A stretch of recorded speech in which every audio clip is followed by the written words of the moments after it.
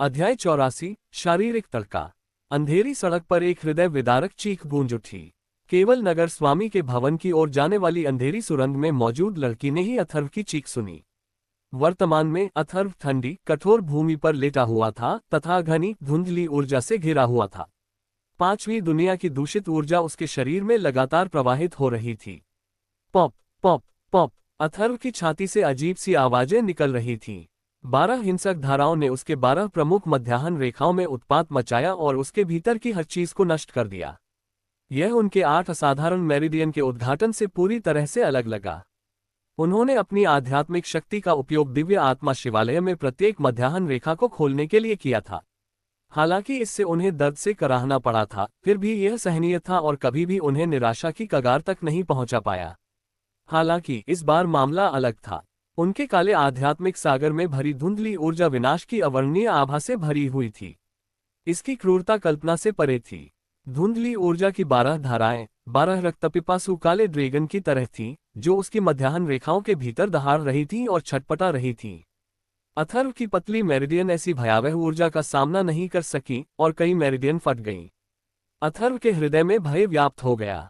उसे लग रहा था कि यह धुंधली ऊर्जा जल्द ही उसके आंतरिक अंगों से जुड़ने वाली सभी 12 मेरिडियन को बलपूर्वक तोड़ देगी। यद्यपि वह अंधेरे में अपना शरीर नहीं देख सकता था, लेकिन वह अपनी छाती में स्थित मेरिडियनों का विस्तार महसूस कर सकता था। अथर्व अत्यधिक पीड़ा के बावजूद बेहोश नहीं हुआ और केवल चीखने चिल्लाने से ही अपनी पीड़ा को कुछ हद तक कम कर सका। जब वह मृत्यु के कगार पर था, 12 मेरिडियन पूरी तरह से टूटने के कगार पर थे, तो उनके गले में पड़ा कांस्य पेंडेंट बहुत गर्म हो गया। उसकी त्वचा पर टिके पेंडेंट के किनारे से एक समृद्ध जीवन शक्ति बह निकली। काले कछुए का रक्तसार। अथर्व ने महसूस किया कि समृद्ध जीवन शक्ति ने उसके क्षतिग्रस्त मेरिडियन को ढूंढ लिया और उन्हें ठीक कर दिया। काले कछुए के रक्तसार के कारण उसकी शिरोबिंदु धुंधली ऊर्जा के हिंसक हमले का सामना करने में कामयाब रही। अत्यधिक पीड़ा अभी भी मौजूद थी, लेकिन अथर्व को अब आसन मृत्यु की निराशा महसूस नहीं हो रही थी। वह पीड़ा में चीखता रहा, लेकिन कांस्य पेंडेंट से प्रचुर जीवन शक्ति उसके शरीर में प्रवाहित होती रही और उसकी क्षतिग्रस्त मेरिडियन को बहाल करती रही। जैसे जैसे अथर्व की 12 पतली शिरोबिंदुएं बार बार क्षतिग्रस्त और पुनर्स्थापित होती गईं, वे धीरे धीरे चौड़ी होती गईं और अधिक लचीली होती गईं। इस घटना से अथर्व को शक्ति मिली और उसकी कर्कश गर्जना में भी स्पष्टता और शक्ति आ गई। उस क्षण उनके आध्यात्मिक सागर में दूषित ऊर्जा ने 8 असाधारण मेरिडियन को उनके अंगों से जोड़ दिया और उन पर भी 5वें विश्व की धुंधली ऊर्जा ने आक्रमण कर दिया। अथर्व की आध्यात्मिक शक्ति ने पहले ही उसकी 8 असाधारण मेरिडियन माध्यिकाएं खोल दी थीं। इसलिए हालांकि धुंधली ऊर्जा उनसे होकर गुजर रही थी, फिर भी दर्द उतना कमजोर नहीं था। जब उनकी 8 असाधारण मेरिडियन धुंधली ऊर्जा के हमले के कारण फूल गईं और फट गईं, तो समृद्ध जीवन शक्ति ने उन्हें पुनर्स्थापित कर दिया। उनकी 8 असाधारण मेरिडियन और 12 प्रमुख मेरिडियन 5वीं दुनिया से दूषित ऊर्जा के हमले को सहन कर रहे थे। उनका विशाल आध्यात्मिक सागर काला हो गया था और ऐसा लग रहा था कि उसमें अनंत अंधकार में ऊर्जा समाहित है। चाहे उसने कितना भी खर्च किया हो या खोया हो, नई दूषित ऊर्जा लगातार उसके आध्यात्मिक सागर को भरती रही। अन्य सड़कों से आने वाली धुंधली ऊर्जा अथर्व की ओर आकर्षित हुई और उसके शरीर के चारों ओर एकत्रित हो गई। इसी तरह समय बीतता गया।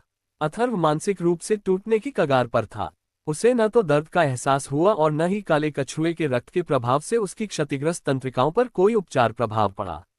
उनके काले आध्यात्मिक सागर में व्याप्त दूषित ऊर्जा उनकी संपूर्ण शिरोबिंदु नेटवर्क के माध्यम से निर्बाध रूप से प्रवाहित हो रही थी तथा उनकी छाती, अंगों और अन्य छोटी नलियों में व्याप्त हो रही थी। अमानवीय रूप से कष्टदायी दर्द को सहन करने के बाद अथर्व के शरीर के भीतर प्रत्येक मेरिडियन ने अंधेरे से आने वाली धुंधली ऊर्जा के अनुकूल खुद को ढाल लिया था। उसका आध्यात्मिक सागर दूषित ऊर्जा से भर गया था और उसके भीतर आध्यात्मिक शक्ति की एक बूंद भी शेष नहीं थी। इसके बावजूद अथर्व ने एक बार फिर खुद को शक्ति का अनुभव करते हुए पाया। यह एक नई अपरिचित शक्ति थी, विनाश, विध्वंस और अराजकता की आभा से भरी हुई। काफी देर तक अंधेरे में रहने के बाद अथर्व की आंखें अचानक चमक उठीं। वह अपने आसपास का वातावरण देख सकता था। उसने वह परिचित सड़क देखी जिस पर वह था, अपने हाथ पैर देखे और अपनी त्वचा पर लगा पसीना भी देखा। बीच में सिटी लॉट का भवन खड़ा था। अथर्व ने अपनी आंखें रगड़ी, ये सोचकर कि यह उसकी धुंधली चेतना के कारण उत्पन्न एक मतिभ्रम था। उसने अपनी आंखें सिकोड़ी और एक बार फिर अपने आसपास के वातावरण पर अच्छी तरह से नजर डाली। अंततः उसे विश्वास हो गया कि वह पांचवी दुनिया के अंधेरे में पूरी तरह से ढल चुका है और अब वह पूर्ण अंधेरे में भी देख सकता है। उसने देखा कि उसके शरीर के घाव भी किसी समय ठीक हो गए थे। सुनहरे खंजर की रोशनी के समुद्र ने उसकी छाती, पीठ और बाहों पर जो घाव कर दिए थे, उन पर पपड़ी जम गई थी और हल्के से खींचने पर वे गिर गए। अथर्व सड़क के कोने पर ठंडी दीवार के सहारे बैठा था और हवा में शून्य भाव से देख रहा था। मध्याह्न रेखा खोलने के क्षेत्र में 2 चरण होते हैं। पहले चरण में 8 असाधारण मध्याह्न रेखाओं को खोला जाता है, जबकि दूसरे चरण में 12 प्रमुख मध्याह्न रेखाओं को खोला जाता है। उसने मन ही मन सोचा। क्यूई पोषण दिव्य कढ़ाई कला के मैनुअल के अनुसार किसी की छाती और आंतरिक अंगों में 12 प्रमुख मेरिडियन का खुलना ये दर्शाता है कि मेरिडियन उद्घाटन क्षेत्र के दूसरे चरण तक पहुंच गया है। मेरिडियन ओपनिंग दायरे के पहले चरण में आध्यात्मिक शक्ति अंगों के साथ प्रवाहित हो सकती है और बाहर की ओर फूट सकती है। दूसरे चरण में आध्यात्मिक शक्ति 12 प्रमुख मेरिडियनों के साथ प्रवाहित हो सकती है और व्यक्ति के आंतरिक अंगों की रक्षा कर सकती है। जबकि दूसरे चरण में लोगों के आंतरिक अंग तेज हथियारों का सामना नहीं कर सकते थे, आध्यात्मिक शक्ति अभी भी उन्हें शारीरिक प्रहारों से घायल होने से बचा सकती थी। इससे भी महत्वपूर्ण बात यह है कि 12 प्रमुख मेरिडियन खुलने के बाद ही अस्थि निर्माण और मज्जा शोधन की प्रक्रिया शुरू की जा सकती है। अस्थि संरचना मज्जा शोधन प्रक्रिया से शरीर की अशुद्धियां दूर हो जाती हैं तथा सभी दूषित पदार्थ धुल जाते हैं। इसके बाद व्यक्ति की हड्डियां, शिरोबिंदु, आंतरिक अंग और रक्त उसके रक्त की समृद्ध जीवन शक्ति और आत्मिक पदार्थों की सहायता से क्रमिक शोधन और शुद्धिकरण से गुजरेंगे। यदि 12 प्रमुख मेरिडियन अवरुद्ध हो जाएं, तो महत्वपूर्ण ऊर्जा अंगों और हड्डियों के माध्यम से प्रवाहित नहीं हो पाएगी, जिससे हड्डियों के निर्माण और मज्जा की सफाई की प्रक्रिया असंभव हो जाएगी। अथर्व कुछ देर तक जमीन पर बैठा रहा और सोचता रहा। दिव्य फीनिक्स के सार ने उसकी हड्डियों को कठोर बना दिया था। अब पांचवी दुनिया से आने वाली धुंधली ऊर्जा ने उसकी मेरिडियंस को खोल दिया था। दूषित ऊर्जा और काले कछुए के रक्तसार द्वारा उसके शिरोबिंदुओं के बारी बारी से विनाश और पुनर्स्थापना ने भी उसके शिरोबिंदुओं को मजबूत कर दिया था। पहले विनाश फिर पुनर्स्थापना, ये भी एक तरह का संयम था। अथर्व को महसूस हुआ कि उसकी मेरिडियन पहले की तुलना में काफी चौड़ी और अधिक लचीली हो गई थी। अस्थि संरचना और मज्जा शोधन की प्रक्रिया में सबसे पहले शरीर की अशुद्धियों को साफ किया जाता है, फिर हड्डियों को, फिर शिरोबिंदुओं को और अंत में आंतरिक अंगों और रक्त को। अथर्व ने सोचा। उसका एक हिस्सा संशय में था कि क्या वह मज्जा शोधन क्षेत्र तक पहुंच गया है। यदि मैं वास्तव में मज्जा शोधन क्षेत्र में प्रवेश कर पाया हूं, तो यह न केवल कांस्य पेंडेंट से काले कछुए के रक्तसार की समृद्ध जीवन शक्ति थी, बल्कि पांचवी दुनिया से आने वाली धुंधली ऊर्जा भी थी, जिसने मुझे वहां पहुंचने में मदद की। अथर्व कुछ देर तक अपने विचारों में खोया रहा। यद्यपि उनका कभी भी पंचम विश्व से सीधा संपर्क नहीं हुआ था, फिर भी उनके काले आध्यात्मिक सागर में व्याप्त अंधकार में ऊर्जा स्पष्टतः पंचम विश्व की ही थी। निष्पक्ष, शांत आध्यात्मिक शक्ति के विपरीत यह ऊर्जा विनाश, विध्वंस और अराजकता की आभा से ओतप्रोत थी। फिर भी यह एक ऐसी ऊर्जा थी जिसका वह उपयोग कर सकता था। यदि पांचवी दुनिया के पास शक्तिशाली विशेषज्ञ होते, तो उन्हें इस धुंधली ऊर्जा का उपयोग करके साधना करनी पड़ती। मैं क्या बन गया हूं? अथर्व बहुत देर तक अंधेरे में बैठा रहा। उसका मन स्तब्ध और भ्रमित था। उसे लग रहा था मानो वह पांचवी दुनिया का कोई राक्षस बन गया हो। दूषित ऊर्जा उनके 8 असाधारण मेरिडियन और 12 प्रमुख मेरिडियन के साथ साथ उनके डेंटियन और आध्यात्मिक समुद्र के माध्यम से निर्बाध रूप से प्रवाहित हुई। उसके मन में एक अजीब सा विचार कौन था। शायद उनका आध्यात्मिक सागर ऐसी ऊर्जा के लिए उपयुक्त था। विराज ने उसकी साधना क्षमता को कमजोर बताया था। तन्वी ने भी कहा था कि उसकी भविष्य की उपलब्धियां सीमित हैं। दोनों का आकलन इसलिए था क्योंकि उसका आध्यात्मिक सागर कपास जैसे पदार्थों से भरा हुआ था। शायद अथर्व की असली प्रतिभा ऊपरी दुनिया में नहीं, बल्कि पांचवी दुनिया के सतत अंधकार में निहित थी। अपने विचारों को बेलगाम उड़ाने के बाद अथर्व अपनी बैठी हुई स्थिति से उठ खड़ा हुआ और अपने अंगों को हिलाने की कोशिश की। हुश, हुश, हुश। उसकी भुजाओं और पैरों की शिरोबिंदुओं में पांचवी दुनिया की हिंसक धुंधली ऊर्जा व्याप्त थी, जो उसके शरीर को शक्ति से भर रही थी। जब भी उसके काले आध्यात्मिक सागर की अंधकार में ऊर्जा समाप्त हो जाती, तो वह तुरंत और निरंतर पुनः भर जाती, क्योंकि वह अंधकार में खड़ा रहता था। अब उसे इस बात की परवाह नहीं थी कि दूसरे उसे एक असामान्य राक्षस या दैत्य के रूप में देखेंगे या नहीं। अंधेरी गली में खड़े होकर उसने अपने शरीर में प्रवाहित हो रही नई शक्ति का प्रयोग किया। एक बार जब वह अपने भीतर की शक्ति को सहजता से जुटा सका, तो अथर्व ने नगर प्रभु के भवन में वापस लौटने का निर्णय लिया। तारांकन तारांकन तारांकन। नगर के स्वामी के भवन की ओर जाने वाली सुरंग में अंधेरे में लड़की आराम से अपनी फलों की शराब पी रही थी और ऊपर मंच पर खड़ी होकर अदिति को अपनी कहानियां सुनाते हुए देख रही थी। उसने अचानक अपना सिर घुमा लिया। संभवतः बहुत पहले ही मृत अथर्व सुरंग के दूसरे छोर से बाहर आ गया। लड़की ने सहज ही अपना मुंह ढक लिया, इस डर से कि कहीं वह चिल्ला न दे। हालांकि उसे जल्द ही याद आ गया कि उसकी आवाज अंधेरे से बाहर नहीं आ पाएगी और उसने चौंकते हुए पूछा, तुम अभी तक कैसे नहीं मरे? अथर्व स्तब्ध रह गया। इस समय उसे एक लड़की की धुंधली आकृति दिखाई दी जो एक कुर्सी पर बैठी हुई थी और उसकी टांगें एक दूसरे पर अभद्र ढंग से टिकी थीं। उसके एक हाथ में विजय जैसी दिखने वाली एक कांच की बोतल और दूसरे हाथ में भुना हुआ चिकन का पैर था। उसके मुंह के कोनों पर अभी भी तेल का दाग लगा हुआ था। चौड़ी मेज पर खाने पीने की चीजें फैली हुई थीं, जिनमें ब्रेज्ड मीट, चिकन फीट और अन्य चीजें शामिल थीं। अथर्व को आश्चर्य हुआ कि जब वह पहले मेज से टकराया था तो ये गूंजती हुई आवाज क्यों हुई थी। अंधेरे में छिपी ये लड़की निश्चित रूप से जानती थी कि कैसे लिप्त होना है। अथर्व ने उस रहस्यमयी लड़की को आश्चर्य से देखा। वह झिझका, उसे समझ नहीं आ रहा था कि वह खुद को कैसे समझाए। आह, तुम मुझे देख सकते हो, लड़की चीखी। उसने जल्दी से एक सभ्य युवती की तरह अपनी मुद्रा सीधी की। लड़की ने हवेली की रोशनी की ओर इशारा करते हुए गंभीरता से बताया, वे कब से इधर उधर घूम रहे हैं और अभी तक लड़ाई शुरू नहीं हुई है। मैं बहुत ऊब गई थी और थोड़ी भूख भी लग रही थी, इसलिए मैंने खाने के लिए कुछ बनाया है। अध्याय 85। सुरंग में लड़की ने अपनी टांगें खोली और अपना दुबला पतला शरीर सीधा किया।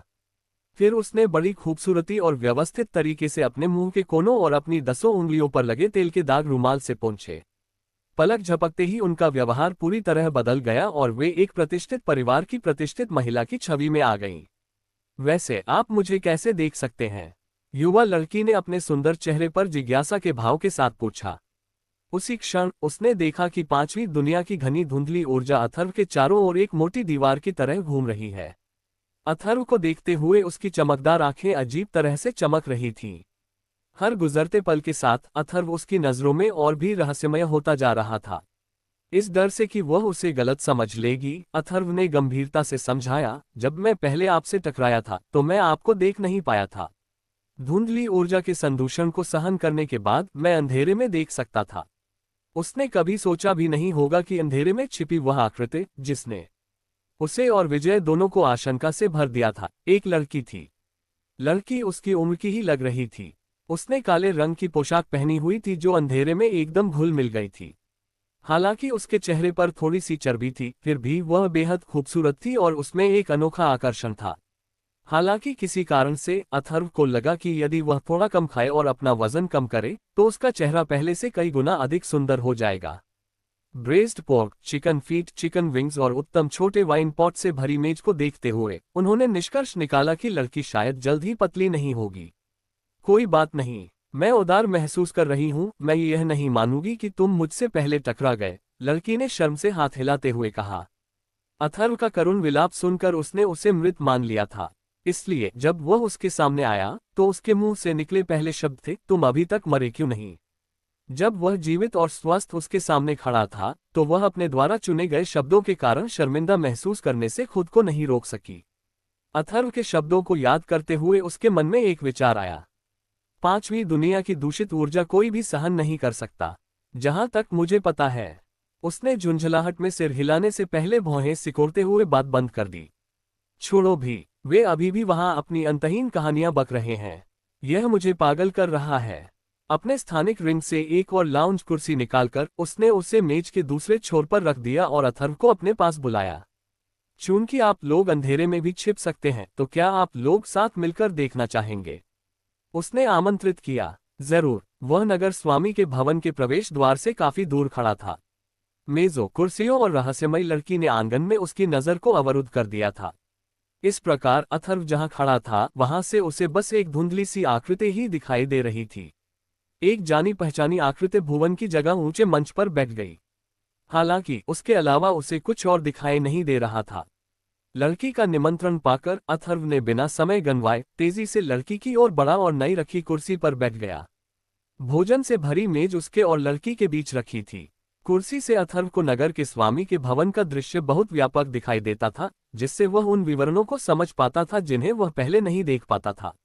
उन्होंने महसूस किया कि मंच पर बैठी आकृति कोई और नहीं बल्कि जैस्मीन थी। दूसरी ओर भुवन दानव संप्रदाय के दुष्यंत और अनिका के साथ तालाब के पास खड़ा था। केवल 3 लोग ही मंच पर बैठे रहे, ब्लैक वैली संप्रदाय से जैस्मीन, अदिति और अभय।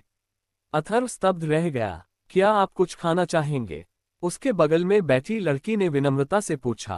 अथर्व का मन विचलित हो गया और उसने अवचेतन रूप से अपना सिर हिलाया, ये सोचते हुए कि अंधेरे में पीछे हटने के बाद हवेली के भीतर क्या हुआ होगा। दुष्यंत की जान लेने की दोनों कोशिशों में जैस्मीन शामिल नहीं थी, इसलिए जब वह पहले ही निकल गया था तो अथर्व को लगा कि जैस्मीन अभी भी मिरर टनल से बचकर निकल सकती है। आखिरकार जैस्मीन और नगर प्रभु के महल में बचे हुए लोगों के बीच कोई गहरी दुश्मनी नहीं थी। जब तक वह कुंड के खजाने का लालच नहीं करती तब तक उसकी जान को कोई खतरा नहीं था। अथर्व की आंखें अचानक आश्चर्य से चौड़ी हो गईं। जैस्मीन उसकी ओर पीठ करके खड़ी थी और जैसे ही उसने अपना हाथ सामने से बगल की ओर बढ़ाया, पहले से धुंधली पड़ी सफेद जैद की बोतल उसकी दृष्टि रेखा में आ गई। वह खजाने के लिए संघर्ष में भाग ले रही थी। बादल की गरज। अथर्व ने पहले भी लड़की का निमंत्रण ठुकरा दिया था, लेकिन उसके पेट ने अनजाने में ही गुर्राहट के साथ उसे धोखा दे दिया। उसके बगल में रखे भोज की मनमोहक सुगंध अविश्वसनीय रूप से मनमोहक थी। स्वादिष्ट भोजन से भरी मेज को देखते हुए वह पूछने से पहले झिझका, क्या मैं कुछ ले सकता हूँ? बिल्कुल, लड़की ने आंखें सिकोड़ ली और हल्के से मुस्कुराए। वैसे भी मैं इतना सारा खाना अकेले तो नहीं खा सकती। चलो साथ में खाते हैं और मैं तुम्हें सब कुछ बताऊंगी जो तुम्हारे जाने के बाद हवेली में हुआ था। हम ठीक है। अथर्व का हम स्पष्ट रूप से बोला गया, लेकिन उसके मुंह में भुने हुए चिकन ने उसके बाद आने वाले ठीक है को दबा दिया। अपने सबसे नजदीक पड़े भुने हुए मुर्गे को उठाकर उसने 2 चमकदार ड्रमस्टिक तोड़े और पलक झपकते ही उन्हें खा गया। लड़की ने मन ही मन अपनी आंखें घुमाईं। कुछ ही समय में अथर्व ने रोस्ट चिकन की पूरी प्लेट खत्म कर दी और ब्रेस्ड बीफ की ओर बढ़ गया। मेरा नाम कविता है, लड़की ने परिचय कराया। अथर्व, उसने संक्षेप में उत्तर दिया। भोजन पर इतना अधिक ध्यान केंद्रित करने के कारण वह उचित उत्तर नहीं दे सका। मुझे पहले से ही पता है कि तुम्हारा नाम अथर्व है। मैंने ये पहले भी सुना है। अथर्व ने मेज पर परोसे गए भव्य भोज को बड़े चाव से खाया और मांस के व्यंजनों का लुत्फ उठाया। पहले की पीड़ादायक परीक्षा के बाद जब वह पुनः अपने संयम में आया, तो अथर्व को एहसास हुआ कि उसके परिवर्तित शरीर को अपनी थकी हुई ताकत को पुनः प्राप्त करने के लिए बड़ी मात्रा में भोजन की आवश्यकता है। ये भूख वैसी ही थी जैसी तब महसूस हुई थी जब सेलेस्टियल फीनिक्स के सार से उसके शरीर को शांत करने के बाद वह क्रिसेंट मून झील के नीचे पत्थर के रास्ते से रेंगकर बाहर आया था। अपना परिचय देने के बाद लड़की चुप रही। उसने उसे अपने साथ शामिल होने के लिए आमंत्रित किया था क्योंकि उसे लगा कि अकेले खाना खाना अजीब होगा जबकि अथर्व किनारे से देख रहा होगा। लेकिन वह कैसे जान सकती थी कि अथर्व का विनम्र होने का कोई इरादा नहीं था। अथर्व ने बहुत कम समय में मेज पर रखे ब्रेज्ड मीट, रोस्ट चिकन और बीफ का अधिकांश हिस्सा खा लिया। इसके बावजूद उन्होंने रुकने का कोई संकेत नहीं दिखाया। कविता ने झुंझलाहट से उसे घूरा, क्या तुम्हें ये जानने की उत्सुकता नहीं है कि तुम्हारे जाने के बाद हवेली में क्या हुआ? हाँ, कृपया आगे बढ़ो, अथर्व ने मांस से भरे मुंह से बुदबुदाया। लड़की ने आह भरी, कोई बात नहीं, मैं तुम्हें बाद में बताऊंगी। यदि वह उसे बताने में समय लगाती तो जब तक वह अपनी व्याख्या समाप्त करती तब तक वह उसका पूरा खाना खा जाता। वह चुप हो गई और चिढ़कर अथर्व से भोजन के लिए प्रतिस्पर्धा करने लगी। नगर प्रभु के भवन के अंदर अदिति अपनी कहानी सुनाती रही। इस बीच अंधेरी सुरंग में युवक और युवती दोनों हाथों से मेज से खाना उठा रहे थे। लड़की ने खाना मुंह में ठूंस लिया जिससे उसके गाल उभर आए। अथर्व शुरू से ही यही करता आ रहा था। कुछ ही देर में दोनों ने अपने पास रखे खाने को चट कर लिया और मेज के बीच में रखे चिकन के पैरों और पंखों की ओर हाथ बढ़ाया। जब वे एक ही चिकन विंग को पकड़ने के लिए आगे बढ़े तो उनके चिकने हाथ आपस में टकरा गए। अथर्व आश्चर्यचकित रह गया, हालांकि वह जल्द ही होश में आ गया। उसकी नजर उसकी तीखी नजरों से टकराए। मुंह में चिकनाए होने के बावजूद वह डराने धमकाने में कामयाब रही। अथर्व ने लज्जित होकर अपना हाथ वापस खींच लिया। लड़की ने एक सिसकारी भरी। चिकन विंग को गर्व से उठाते हुए उसने सोचा, कम से कम उसे तो पता है कि कब पीछे हटना है। डकार। अथर्व ने संतुष्टि भरी डकार ली। पहले से लगी तेज भूख अब कम हो रही थी, इसलिए उसने और खाने की इच्छा छोड़ दी। खांसी खांसी। बेतहाशा खाते हुए लड़की का गला खाने के एक टुकड़े से अटक गया।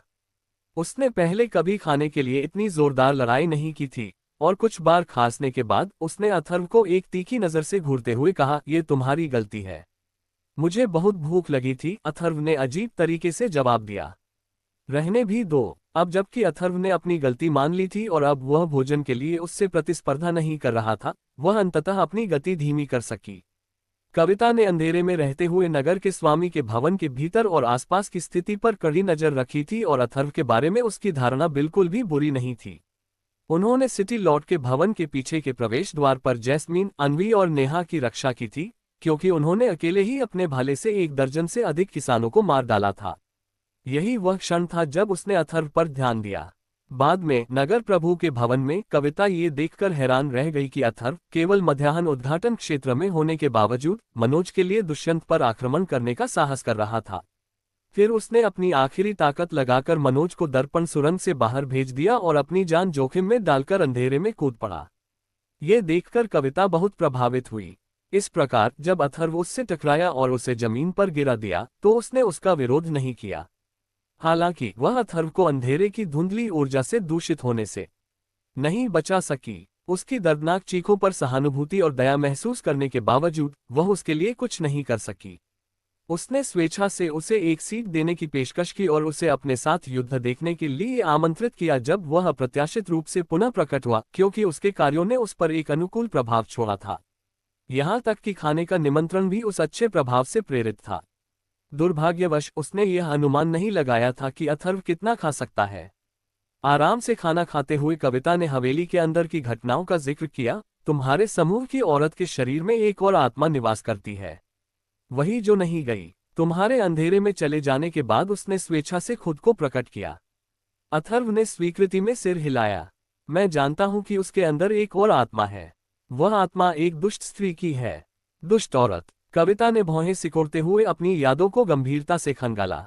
मैंने जो देखा है उससे लगता है कि वह सचमुच तुम्हारी परवाह करती है। उसकी हरकतें तुमसे बदला लेने की चाहत से प्रेरित हैं। जब तुम अंधेरे में भागे थे तब उसके चेहरे पर जो चिंता थी वह मुझे सच्ची लगी। अथर्व अचंभित रह गया। उसने जटिल भाव से जैस्मीन को घूरा। जैस्मीन अभी भी ऊंचे मंच पर बैठी थी और सिटी लॉर्ड के भवन में अन्य लोगों के साथ दिखावटी शिष्टाचार का व्यवहार कर रही थी। अपनी व्याख्या समाप्त करने के बाद कविता ने पानी से भरा एक तांबे का बर्तन मेज पर रख दिया और अपने हाथों से चिकनाई धोने के लिए तैयार हो गई। पहले अपने हाथ धो लो, उसने निर्देश दिया। हम बाद में और बात करेंगे। अथर्व खड़ा हुआ और निर्देशानुसार कार्य करने के लिए आगे बढ़ा। तभी कविता ने उसे रोक दिया।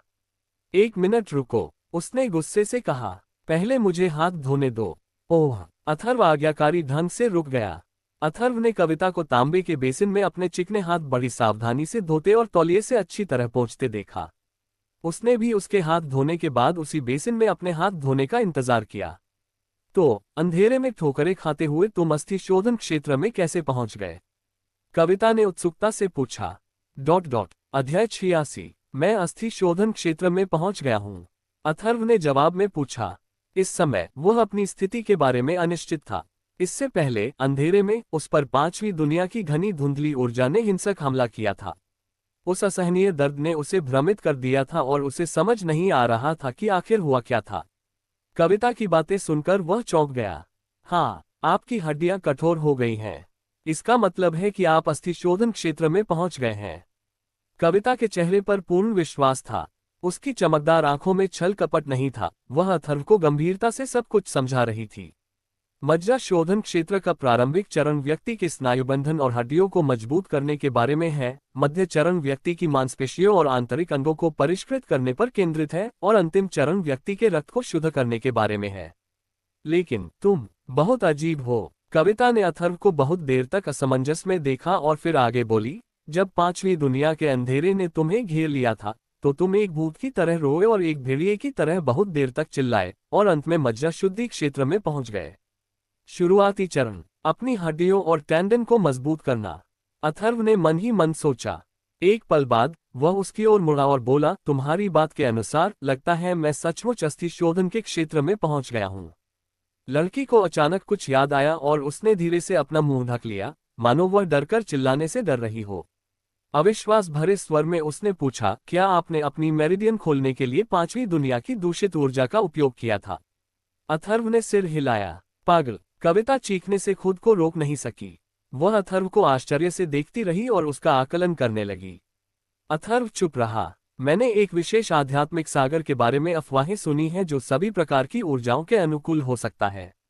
चाहे वह स्वर्ग और पृथ्वी की शुद्ध आध्यात्मिक क्यूई हो, पांचवी दुनिया की धुंधली ऊर्जा हो, या अन्य अराजक ऊर्जाएं हो, जैसे गहन यीन ऊर्जा और विषैली ऊर्जा। कविता ने गहरी सांस ली, मानो वो परस्पर विरोधी भावनाओं से भरी हो। गहन यीन ऊर्जा, जहरीली ऊर्जा। अथर्व ने सोचा, जब उसे ब्लैकवाटर तालाब में क्यूई पोषण दिव्य कड़ाही कला का उपयोग करके अवशोषित की गई अम्लीय और जहरीली ऊर्जा याद आई। उन्होंने पत्थर के ढेर में काफी मात्रा में गहन यीन ऊर्जा भी अवशोषित कर ली थी, लेकिन उनके डेंटियन को कोई असुविधा महसूस नहीं हुई थी। इसलिए उन्होंने कविता से पूछा, यह विशेष आध्यात्मिक सागर क्या है? इसे आदिकालीन अराजकता आध्यात्मिक सागर कहा जाता है, जिसे अशांति का सागर भी कहा जाता है, लड़की ने चेहरे पर अजीब भाव के साथ समझाया। अथर्व क्षण भर के लिए स्तब्ध रह गया। इस बीच आंगन में एक ऊंचे मंच पर बैठी सफेद वस्त्र पहने लड़की ने आखिरकार अपनी लंबी कहानी समाप्त करते हुए कहा, ठीक है, मैंने अपनी कहानी सुना दी है। अथर्व आदिकालीन अराजकता आध्यात्मिक सागर के बारे में और जानना चाहता था, लेकिन कविता की नजर नगर प्रभु के भवन में सफेद वस्त्र पहने लड़की पर पड़ते देख उसने अपने प्रश्न स्थगित करने का निश्चय किया। खाना खाते समय उसने जो देखा था, उसके आधार पर उसे पता चला था कि सफेद कपड़ों वाली लड़की का नाम अदिति था। वह और अनिका दूसरी दुनिया के दानव संप्रदाय की एक शाखा, जिसे दानव हृदय संप्रदाय कहा जाता है, से आई थी। उन्होंने ये भी पता लगाया कि अदिति और अनिका ने तालाब में खजाने के लिए लड़ने वालों को खत्म करने का इरादा किया था और अदिति ने उन्हें और मनोज को मुहरों की तरह इस्तेमाल किया था। अदिति की कहानी से पता चला कि 8 ट्रिग्राम्स शहर मूल रूप से बख्शी परिवार के नियंत्रण में था और वहां हजारों की संख्या में निवासी रहते थे। हालांकि 8 ट्रिग्राम शहर रातों रात गायब हो गया और इसका उपयोग स्वर्ग आरोहण क्लेश स्तंभ पर रक्त बलिदान के लिए किया गया।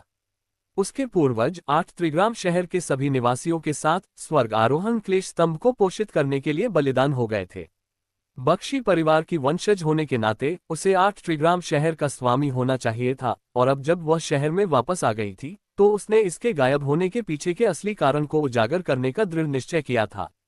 कविता ने अदिति को गौर से देखते हुए व्यंग्य किया। 8 ट्रिग्राम सिटी, बख्शी परिवार। मैंने बख्शी परिवार के बारे में अफवाहें सुनी हैं। वे अपने अच्छे कामों के लिए नहीं जाने जाते, ये तो पक्का है।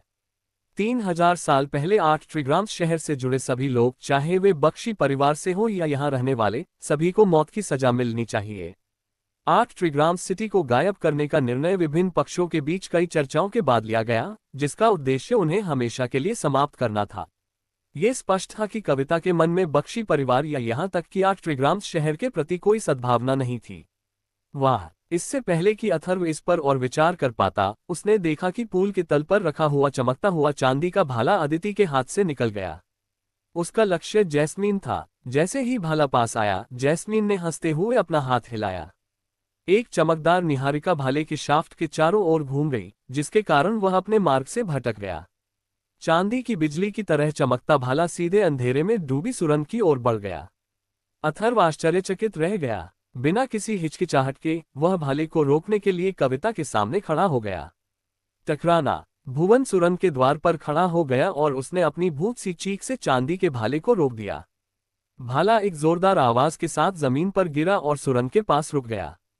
अथर्व को एहसास हुआ कि चांदी के भाले का असली लक्ष्य सुरंग का प्रवेश द्वार नहीं बल्कि भुवन था। भुवन ने जैस्मीन को घूरा, मैंने तुम पर पहले हमला नहीं किया। तुम मुझे क्यों निशाना बना रही हो? यद्यपि चांदी का भाला उसके सामने जमीन पर पड़ा था, फिर भी भुवन ने उसे उठाने का साहस नहीं किया।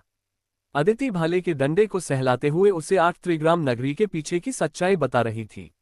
भुवन को यकीन नहीं हो रहा था कि उसने चांदी के भाले के साथ छेड़छाड़ की है या नहीं, और उसे डर था कि कहीं ये कोई जाल तो नहीं है। तुम मुझे गलत समझ रहे हो। मैंने तो बस यूं ही उसे एक तरफ फेंक दिया था। मुझे क्या पता था कि वह सीधा तुम्हारी तरफ उड़ेगा। जैस्मीन ने बिना सिर घुमाए अनिका की ओर इशारा किया और कहा, तुम ब्लैक वैली संप्रदाय के बदमाश के साथ मिलकर बड़े वाले को मार डालो। मैं छोटे वाले से निपटने के लिए क्यूई उपनाम वाले के साथ मिलकर काम करूंगी। जैसे ही उसने बोलना समाप्त किया, वह अदिति की ओर लपकी।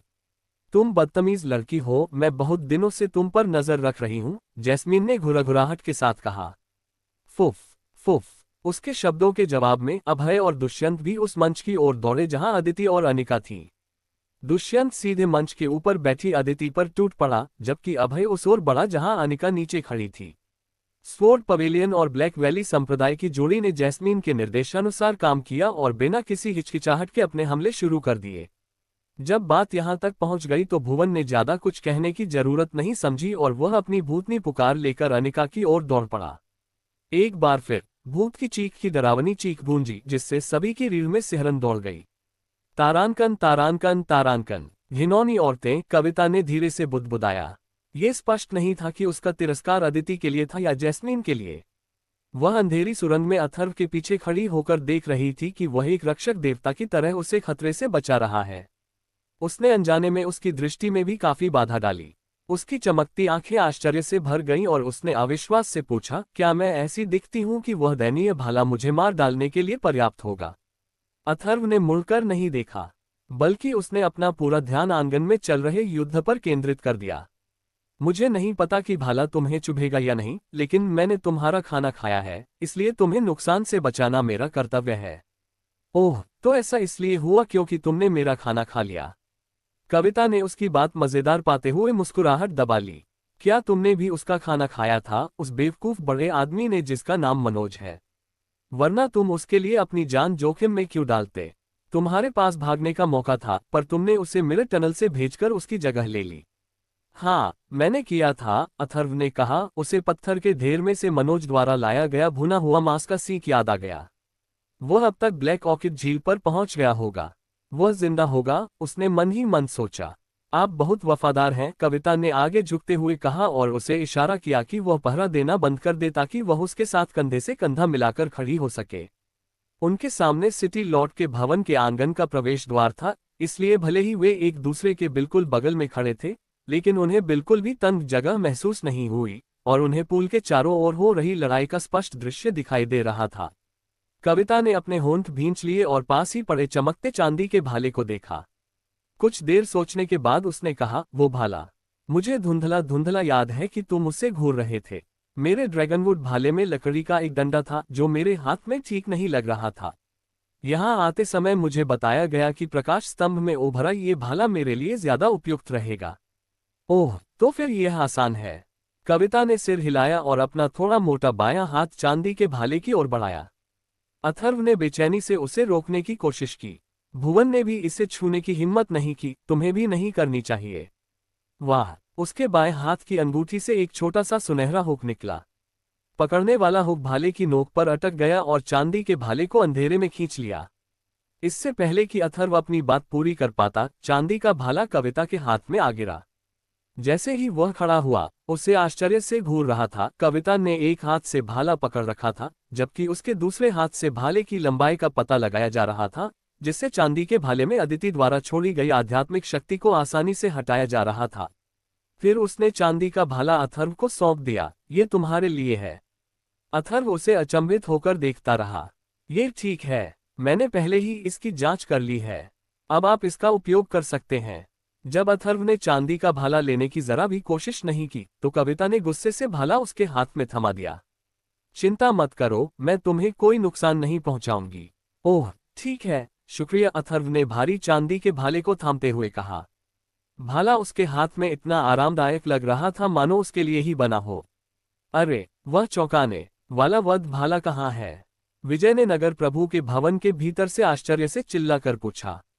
वह अपने सामने चल रही जीवंत लड़ाई का आनंद ले रहा था। तभी उसने देखा कि चांदी का भाला रहस्यमय तरीके से गायब हो गया है। विजय चौंक गया। उसकी नजर अंधेरी सुरंग की ओर गई। भाला कहाँ है? विजय के शब्दों पर भुवन, दुष्यंत और जैस्मीन के चेहरे के भाव बदल गए। उन्होंने बेचैनी से अपने आसपास की चीजों को देखा। उन्हें छाया में किसी की उपस्थिति का आभास हुआ। क्या हमारी पोल खुल गई है? अथर्व ने चौंका देने वाले वध भाले पर अपनी पकड़ मजबूत की और चिंतित भाव से कविता की ओर देखा। क्या तुम्हें दूर नहीं रहना चाहिए? अगर वे यहां आ गए तो मुझे डर है कि तुम। कोई बात नहीं, कविता ने अपने गोल मटोल सफेद हाथ से उपेक्षापूर्ण इशारा करते हुए बीच में ही टोक दिया। निश्चिंत रहो, हर कोई तुम्हारी तरह सनकी नहीं होता जो अंधेरे में भी बिना किसी नुकसान के रह सके। जिस महिला को आपने बुरी महिला कहा था, उसने अंधेरे में आपका पीछा करने की कोशिश की और लगभग अपनी जान गंवा दी। ईमानदारी से कहूं तो मेरा मानना है कि वह सचमुच आपकी परवाह करती है और आपकी भलाई के लिए बहुत चिंतित है। अध्याय 87। कविता शुरू से ही अंधेरे में छिपी हुई थी और अथर्व के जाने के बाद की घटनाओं को बता सकती थी। अथर्व को पता चला कि जब वह अंधेरे में भागा तो जैस्मिन ने उसका पीछा करने की कोशिश की। हालांकि वह उस धुंधली ऊर्जा का सामना नहीं कर सकी और उसे पीछे हटने पर मजबूर होना पड़ा। कविता की बात सुनकर अथर्व स्तब्ध खड़ा रहा, उसकी नजर जैस्मिन पर टिकी रही। उसकी भावनाएं लगातार उलझती जा रही थीं। एक के बाद एक दृश्य उसके दिमाग में घूम रहे थे। उसे ब्लैक ऑर्किड झील की यात्रा याद आ गई। जैस्मिन अक्सर निंग और हे कुल से उसके लिए भोजन मंगवाती थी, साधना क्षेत्रों का ज्ञान उसे देती थी और हर क्षेत्र की सफलताओं की बारीकियां समझाती थी। उन्होंने तीसरी दुनिया के संप्रदायों द्वारा निचली दुनिया पर लगाए गए प्रतिबंध और नियंत्रण के साथ साथ 7 प्रमुख कुलों और विभिन्न गुटों के साथ उनके गहरे संबंधों के बारे में भी बताया। सेंट्रल लेक द्वीप पर उसने लापरवाही से गहरे गड्ढे में छलांग लगा दी और भुवन पर घात लगाकर हमला कर दिया। लाल कमल के अचानक गिरने और आत्मा शैतान ब्रिजेश द्वारा भुवन पर समय रहते कब्जा कर लेने से अथर्व ने भुवन को बुरी तरह घायल कर दिया, जिससे वह घबरा गया और पीछे हट गया। इसके बाद उसने मनोज और अन्य लोगों से कई स्पिरिट स्टोन प्राप्त किए ताकि उसके अंगों से जुड़े शेष मेरिडियन को खोलने में उसकी सहायता की जा सके। 8 ट्रिग्राम सिटी में उसने उसे एक स्थानिक थैली दी और उसके लिए साधना करने हेतु अर्थ ब्लेस तकनीक की एक प्रति ढूंढी। ये घटनाएं अथर्व के मन में स्मृतियों की नदी की तरह प्रवाहित हो रही थीं, जिसकी पृष्ठभूमि में कविता द्वारा हवेली में घटित हुई घटनाओं का वर्णन था। अंततः उसकी यादें समाप्त हो गईं और उसने जैस्मीन की छवि को अंधेरे में गुस्से से दौड़ते हुए देखा, लेकिन दूषित ऊर्जा ने उसे हवेली में वापस जाने के लिए मजबूर कर दिया। अथर्व को एहसास हुआ कि जैस्मीन के प्रति उसका ठंडा व्यवहार पूरी तरह से उसकी पूर्वधारणाओं के कारण था। ब्लैकवाटर तालाब की घटना के दौरान तन्वी अहंकार पूर्वक उसकी ओर एक नज़र भी डाले बिना भाग गई थी और उसने अवचेतन रूप से जैस्मीन को उसके साथ जोड़ दिया था। जब उसने जैस्मीन को एक अलग नजरिए से देखने और उसे एक अलग व्यक्ति के रूप में देखने की कोशिश की तो उसे जल्दी ही एहसास हुआ कि इस नई जैस्मीन ने उसके खिलाफ कभी कुछ नहीं किया था। वह हमेशा उसका ख्याल रखती थी और हर काम में उसकी भावनाओं का ध्यान रखती थी। उसे मिलने वाला हर लाभ सबसे पहले उसे दिया जाता था। इससे पहले अथर्व सिटी लॉर्ड के भवन में रहने वालों पर ज्यादा ध्यान नहीं देता था, लेकिन अब उसने जैस्मीन पर ध्यान देना शुरू कर दिया। उसने नगर प्रभु के भवन की ओर देखा, जहां युद्ध, जो कुछ समय के लिए रुका था, एक बार फिर शुरू हो गया था। जैस्मीन और दुष्यंत ने मिलकर अदिति पर हमला किया। रंग बिरंगे दानव पात्रों ने अभय और भुवन को घेर लिया था, जिससे ऐसा लग रहा था जैसे तितलियों के समुद्र ने उन्हें घेर लिया हो। तुम क्या सोच रहे हो? कविता ने उत्सुकता से पूछा। कुछ नहीं, अथर्व ने अपना सिर हिलाया। उसकी निगाहें बर्फीली हो गईं जब उसने अदिति की ओर देखा। नगर प्रभु के भवन के बाहर उन्होंने उसे अंधेरे में छिपी एक विचित्रता से सावधान रहने की चेतावनी दी थी। हालांकि वह निर्दयी निकली। उसने उसे और मनोज को मोहरे की तरह इस्तेमाल किया और नगर प्रभु के भवन में उन्हें लगभग मरवा ही डाला। विडंबना यह है कि अंधेरे में छिपी हुई वह व्यक्ति विजय जैसी ही एक लड़की निकली जो केवल तमाशा देखना चाहती थी। वाह! सुरंग के प्रवेश द्वार पर अचानक एक व्यक्ति प्रकट हुआ। विजय का लंबा लेकिन थोड़ा मोटा शरीर अथर्व के सामने खड़ा था। कविता अथर्व के साथ कंधे से कंधा मिलाकर खड़ी थी और विजय को देखते ही सहज रूप से उसके पीछे सिमट गई, मानो उसे डर था कि कहीं वह उसे देख न ले। अंधेरे ने उन्हें विजय से अलग कर दिया। यद्यपि विजय के होठों पर अभी भी एक सरकंडे का तिनका लटक रहा था, फिर भी उसके चेहरे पर अनुपस्थित चितभाव और उसकी आंखों में मासूम चमक गायब हो गई थी। उसने तीखी निगाहों से पूछा, तुम कौन हो? उसके सामने खड़े व्यक्ति और अथर्व जिस विजय से परिचित था, उनके बीच का अंतर उसे विचलित कर देने वाला था। कविता विजय से परिचित लग रही थी। उसने पीछे से धीरे से अथर्व को याद दिलाया, तुम्हें डरने की जरूरत नहीं है। तुम्हारी आवाज अंधेरे के पार नहीं सुनी जा सकती। वह मेरी तरह अंधेरे में प्रवेश कर सकता है, लेकिन उसके पास कोई ऐसी आत्मा नहीं है जो उसे अंधेरे में देखने की अनुमति दे। अगर वह यहाँ आ भी जाए तो वह तुम्हें नहीं देख पाएगा। अथर्व को आश्चर्य हुआ, क्या मैं उसे बता सकता हूँ कि अंधेरे में जो है वह मैं हूँ? यह आप पर निर्भर है, लेकिन मेरा जिक्र मत कीजिए, कविता ने फुसफुसाते हुए कहा। ठीक है, अथर्व ने सिर हिलाया। सुरंग से अपना सिर बाहर निकालते हुए उसने विजय को उत्तर दिया, यह मैं हूँ। यहाँ मत खड़े रहो। तुम मेरा दृश्य अवरुद्ध कर रहे हो। अथर्व ने कुछ क्षण के लिए ही अपना सिर बाहर निकाला और तुरंत ही छाया में वापस चला गया। विजय के चेहरे पर गंभीरता का भाव एक क्षण में गायब हो गया। अंधेरे में देखते हुए विजय ने आश्चर्य से फुसफुसाते हुए कहा, तुम अभी भी जिंदा हो। लगता है मनोज को दूर भेजने का तुम्हारा फैसला पांचवी दुनिया के भ्रष्टाचार के साथ तालमेल बिठाने के तुम्हारे आत्मविश्वास से उपजा है। चूंकि तुम ही अंधेरे में हो अथर्व, और तुम्हें कोई नुकसान नहीं पहुंचा है। विजय कुछ सोचते हुए रुक गया। अगर अंधेरे में सुरक्षित रहना है तो तुम्हें अपनी उपस्थिति जाहिर नहीं करनी चाहिए। दर्पण सुरंग का गायब होना बस अस्थायी है। सब कुछ ठीक होते ही यह फिर से प्रकट हो जाएगा। जब ऐसा होगा तब तुम सुरक्षित निकल सकोगे। विजय अपनी बात कहने के बाद सुरंग के सामने नहीं रुका। उसने अपनी आराम कुर्सी को इस तरह से समायोजित किया कि अथर्व को नगर के स्वामी के भवन का स्पष्ट दृश्य दिखाई दे। वह आराम से बैठा रहा, हरे फलों का रस पीता रहा और आलस्य से नगरपाल के भवन में हो रही लड़ाइयों का अवलोकन करता रहा। क्या तुम उससे डरती हो?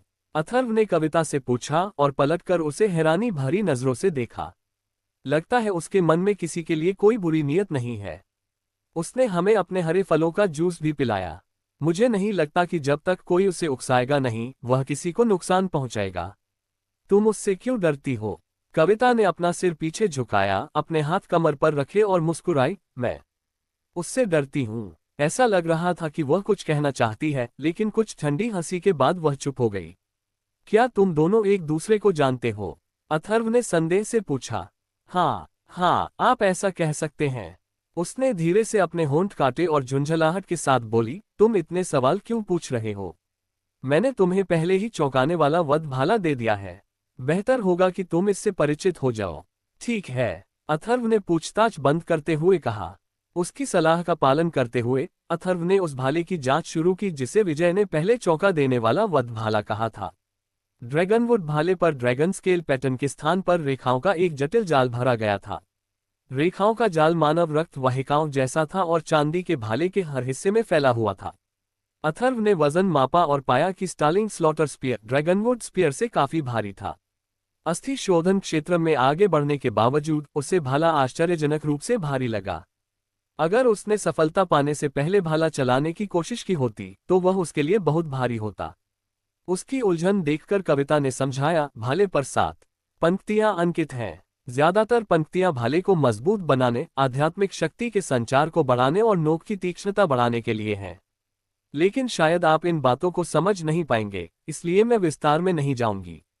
स्टार्टलिंग स्लॉटर स्पीयर 3 भाला तकनीकों के साथ आता है। पहला है विस्फोटक नृत्य, जो आपकी आध्यात्मिक शक्ति को एक विस्फोटक बल में संयोजित करता है जो एक विस्तृत क्षेत्र को कवर करने में सक्षम है। यह एक विस्तृत क्षेत्र आक्रामक तकनीक का रूप है।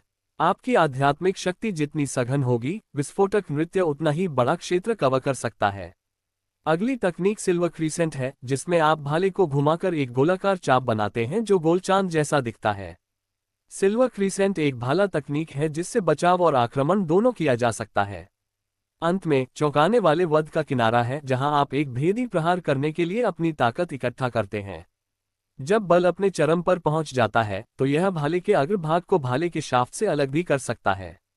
स्टार्टलिंग स्लॉटर स्पीयर का शाफ्ट और भाला शीर्ष एक दूसरे से जुड़े हुए लग सकते हैं, लेकिन वास्तव में उन्हें अलग किया जा सकता है। भाले के शीर्ष को शाफ्ट से जोड़ने वाली एक जंजीर भाले के शीर्ष को शाफ्ट में वापस खींच लेती है। भाले को बस एक पल के लिए छूने के बावजूद कविता को उस चौंकाने वाले वध भाले की हर बारीकी समझ आ गई थी। मानो उसने उसके मूल में गहराई तक उतरकर उसकी गहराई में झांक लिया हो। उसने अथर्व को यह भी दिखाया कि कैसे चौंका देने वाले वध भाले की 3 भाला तकनीक को प्रयोग किया जाता है, जिससे अथर्व आश्चर्यचकित रह गया। अपने प्रदर्शन के बाद उसने निष्कर्ष निकाला, बस इतना ही। बस याद रखना कि मैंने तुम्हें क्या दिखाया था। तुम भविष्य में अभ्यास के लिए समय निकाल सकते हो। स्टार्टलिंग स्लॉटर स्पीयर तुम्हारे पिछले भाले से कुछ स्तर ऊपर है, इसलिए ये तुम्हें काफी समय तक काम आएगा। अथर्व उसे अचंभित होकर देखता रहा। तुम क्या देख रहे हो? कविता ने हैरान होकर पूछा। आपने तो बस इसे थोड़ा सा छुआ था। आपको इसके बारे में इतना कुछ कैसे पता? मैंने पहले भी ऐसी कई आध्यात्मिक कलाकृतियां देखी हैं। हो सकता है मैं उन पंक्तियों को अंकित न कर पाऊं, लेकिन मैं बचपन से ही इनके बारे में जानती हूं। कविता ने अपना सिर पीछे झुकाया, उसकी आवाज गर्व से भरी हुई थी। मेरे परिवार में हर पीढ़ी में ऐसे लोग होते हैं जो असाधारण आध्यात्मिक कलाकृतियां गढ़ने की कला में निपुणता हासिल करने के लिए समर्पित होते हैं। जो लोग ऐसी गतिविधियों में रुचि नहीं रखते, वे केवल अपनी साधना पर ध्यान केंद्रित करते हैं। मैं दूसरी श्रेणी में आता हूँ। हालांकि बचपन से ही मैं दुनिया भर में पाई जाने वाली असाधारण आध्यात्मिक कलाकृतियों को गढ़ने की विभिन्न विधियों से परिचित रहा हूँ। ठीक है, अब जाओ और चौंकाने वाले वध भाले से परिचित हो जाओ। मुझे लगता है कि विजय की सलाह के बावजूद तुम अंधेरे से बाहर निकल जाओगे, इसलिए जितनी जल्दी हो सके भाले से परिचित होना सबसे अच्छा है। सुरंग की दीवार के सहारे टिककर उसने अपने हाथ में एक छोटा सा सुंदर जार पकड़ रखा था और बीच बीच में घूंट भरते हुए वो उत्सुकता से नगर के स्वामी के भवन में हो रहे युद्ध को देख रही थी। विस्फोटक नृत्य, रजत अर्धचंद्र, चौंकाने वाले वध की कगार। अथर्व बुदबुदाया और उसकी व्याख्या का एक एक विवरण याद कर लिया।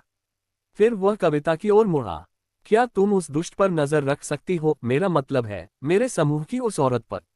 अगर वह खतरे में हो तो कृपया मुझे बता देना। नगर के स्वामी के भवन में लड़ रहे सभी लोगों में से अथर्व को जिस एकमात्र व्यक्ति की चिंता थी, वह थी जैस्मीन। बाकी सभी उसके दुश्मन थे। हालांकि वह असली तन्वी नहीं थी, वह रहस्यों से भरी थी और अथर्व के अंतर्ज्ञान ने उसे बताया कि उसे इतनी आसानी से हराया नहीं जा सकेगा। कविता ने आधे मन से जवाब दिया। वह समझ गई कि अथर्व जिसकी चिंता कर रहा था वह कोई संत नहीं था। जब तक कोई महत्वपूर्ण घटना न घटे उसे ध्यान देने की कोई जरूरत नहीं थी। अथर्व सुरंग से बाहर निकल गया। सुरंग में इतनी जगह नहीं थी कि वह स्टार्टलिंग स्लॉटर स्पीयर को घुमा सके, इसलिए वह अभ्यास करने के लिए बाहर चला गया। नगर प्रभु के भवन के मुख्य प्रवेश द्वार के बाहर अथर्व ने चौंका देने वाले वध भाले की 3 भाला तकनीकों का अभ्यास किया। विशाल चौक में न तो एक भी लाश बची और न ही खून की एक बूंद। मेरी मेरिडियंस में घूम रही ऊर्जा अब आध्यात्मिक शक्ति नहीं बल्कि 5वीं दुनिया की दूषित ऊर्जा है। मुझे आश्चर्य है, यद्यपि इसकी व्यवहार्यता के बारे में अनिश्चितता थी, फिर भी अथर्व ने चौंका देने वाले वध भाले में काली धुंधली ऊर्जा भरने का प्रयास किया। आश्चर्य की बात है कि यह बिना किसी प्रतिरोध के बहता रहा। अध्याय 88। अथर्व अंधेरे में खड़ा था, उसके हाथ में भाला मजबूती से पकड़ा हुआ था। काली धुंधली ऊर्जा भाले की शाफ्ट के माध्यम से काली बिजली की तरह उमड़ी, जिसने एक पल में उसके भीतर छिपे हुए तंत्रों को सक्रिय कर दिया।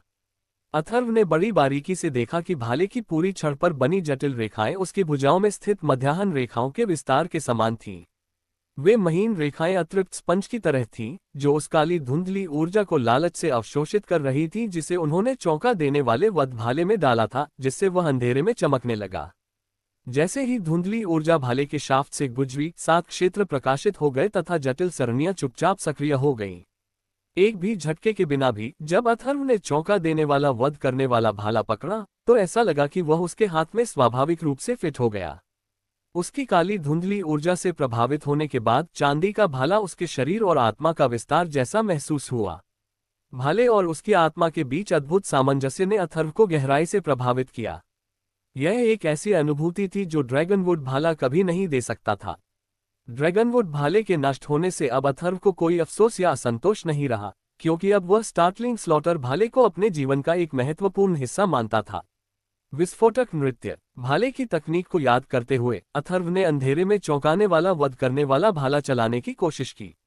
भाले में मौजूद काली धुंधली ऊर्जा अचानक भाले के शाफ्ट पर स्थित 7 में से 3 समूहों में प्रवाहित हो गई। इन सरणियों में शक्ति को तेजी से बढ़ाने की असाधारण क्षमता थी। प्रत्येक सरणी के सक्रिय होने पर व्यक्ति की आध्यात्मिक शक्ति आसमान छूती थी। टकराना, कुछ ही क्षणों बाद भाले के अग्रभाग पर एक काला गोला फट गया। विस्फोट की शक्ति अंधकार में गूंज उठी, अपने साथ विनाश, तबाही और रोष की एक अनोखी आभा लेकर आई और अथर्व की बाह में हल्की सी सुन्नता के साथ झुनझुनी पैदा कर दी। अथर्व की आंखें चमक उठीं। 5वीं दुनिया की दूषित ऊर्जा और चौंकाने वाले वध भाले की विस्फोटक नृत्य भाला तकनीक के संयोजन ने एक अविश्वसनीय रूप से शक्तिशाली हमला बनाया। विस्फोटक नृत्य एक व्यापक क्षेत्र पर हमला है। ड्रैगनवुड भाले का आदी हो चुका था, अथर्व को चौंकाने वाले वध भाले के साथ असामान्य रूप से सहजता महसूस हुई। अपने शरीर को मोड़कर उसने लंबे भाले को शून्य में डाल दिया। बूम बूम बूम, मध्य हवा में एक के बाद एक काले गोले फटने लगे जो 5वीं दुनिया में गड़गड़ाहट की तरह गूंज रहे थे। अथर्व के ऊपर आकाश में उन्मत्त विस्फोटक ऊर्जा का एक समुद्र प्रकट हुआ जो चौंका देने वाले वध भाले के लगातार प्रहारों से उत्पन्न हुआ था। विस्फोटक ऊर्जा का ये काला सागर विनाश और क्षरण की आभा उत्पन्न कर रहा था, जो लगभग जीवित प्राणियों के लिए निषिद्ध क्षेत्र या आत्माओं के लिए उजाड़ क्षेत्र जैसा प्रतीत हो रहा था। अथर्व का हृदय उथल पुथल भरी भावनाओं से भर गया। यदि वह पहले से ही चौंकाने वाला वध भाला चला रहा होता तो वह आसानी से भुवन के स्वर्णिम खंजर प्रकाश के समुद्र को चकनाचूर कर सकता था। काली धुंधली ऊर्जा और चौंका देने वाले वध भाले के संयोजन की क्षमता को समझते हुए अथर्व ने उत्साहपूर्वक अपने प्रयोग जारी रखे। उन्होंने शीघ्र ही यह पता लगा लिया कि भाले के शरीर पर उत्कीर्ण 7 सरणियां मामूली समायोजन के साथ आसानी से अन्य भाला तकनीकों में परिवर्तित हो सकती हैं। Silver crescent. अथर्व ने चौंका देने वाला वध करने वाला भाला घुमाया, जिससे उसके सिर के ऊपर एक विशाल काला प्रभामंडल बन गया। जिस क्षण प्रभामंडल का निर्माण हुआ, उसका केंद्र अचानक सिकुड़ गया तथा उसके भीतर से काली धुंधली ऊर्जा का एक भाग बलपूर्वक बाहर निकल गया। काले प्रभामंडल का केंद्र एक काले पर्दे में बदल गया और उसे एक सुरक्षात्मक आवरण में ढक लिया। अथर्व ने नतीजे से असंतुष्ट होकर सिर हिलाया, ये बहुत धीमा है। मैं अभी इसमें पूरी तरह कुशल नहीं हूँ। बार बार अभ्यास करते हुए वह भाले को तेजी से घुमाने और कम से कम समय में सहजता से एक पूर्ण वृत्त खींचने का प्रयास करता रहा। अथर्व के सिर के ऊपर एक के बाद एक नए काले प्रभामंडल प्रकट हुए। प्रत्येक नए प्रभामंडल के साथ प्रक्रिया तीव्र होती गई, क्योंकि अथर्व प्रत्येक आगामी प्रयास के साथ अधिकाधिक कुशल होता गया। अथर्व के लिए सबसे आश्चर्यजनक बात यह थी कि जब वह अंधेरे में खड़ा था तो उसके पास काली धुंधली ऊर्जा का अंतहीन भंडार था। जब भी वह अपने आध्यात्मिक सागर से काली गंदगी भरी ऊर्जा का उपयोग करते तो उनके आसपास से नई ऊर्जा का निरंतर प्रवाह उसे पुनः भर देता, जिससे ये सुनिश्चित होता कि उनका आध्यात्मिक सागर सदैव भरा रहे। इससे वह नगर के स्वामी के भवन के बाहर बिना आराम किए या अपनी शक्ति के कम होने की चिंता किए अपनी भाला तकनीक का अभ्यास कर सका। तारांकन तारांकन तारांकन। कविता सुरंग में अंधेरे में बैठी फल चबा रही थी और एक छोटे जार से फलों की शराब की चुस्कियां ले रही थी। अथर्व को देखते हुए उसकी आंखें आश्चर्य से भर आईं। उसने चुपचाप उसे देखा और फिर निष्कर्ष निकाला, वो एक प्रतिभाशाली व्यक्ति है। उसकी साधना प्रतिभा लगभग मेरी जैसी ही है।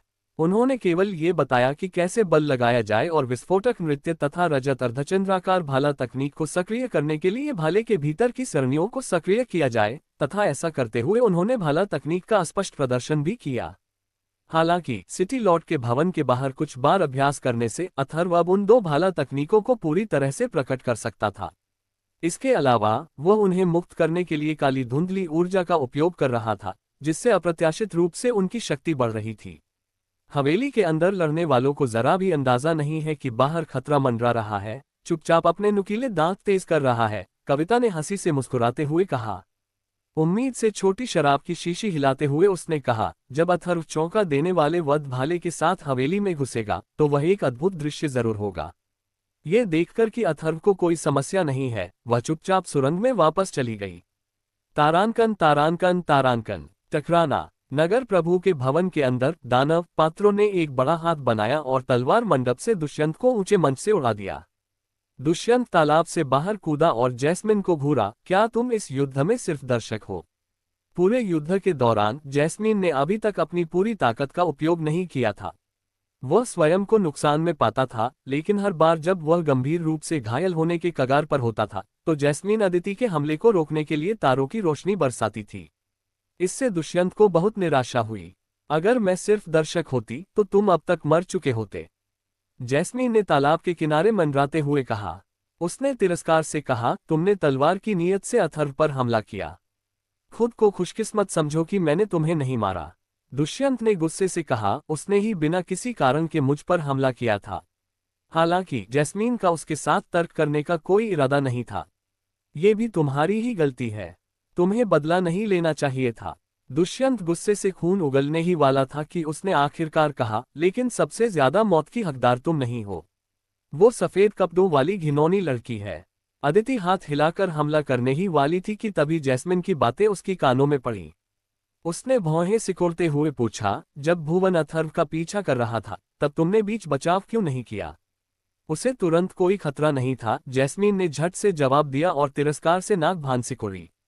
अगर उसे अपने किए का अंजाम न भुगतना पड़ता तो वह उस बदचलन लड़की के बहकावे में आता रहता और उस बड़े बेवकूफ के लिए अपनी जान दे देता।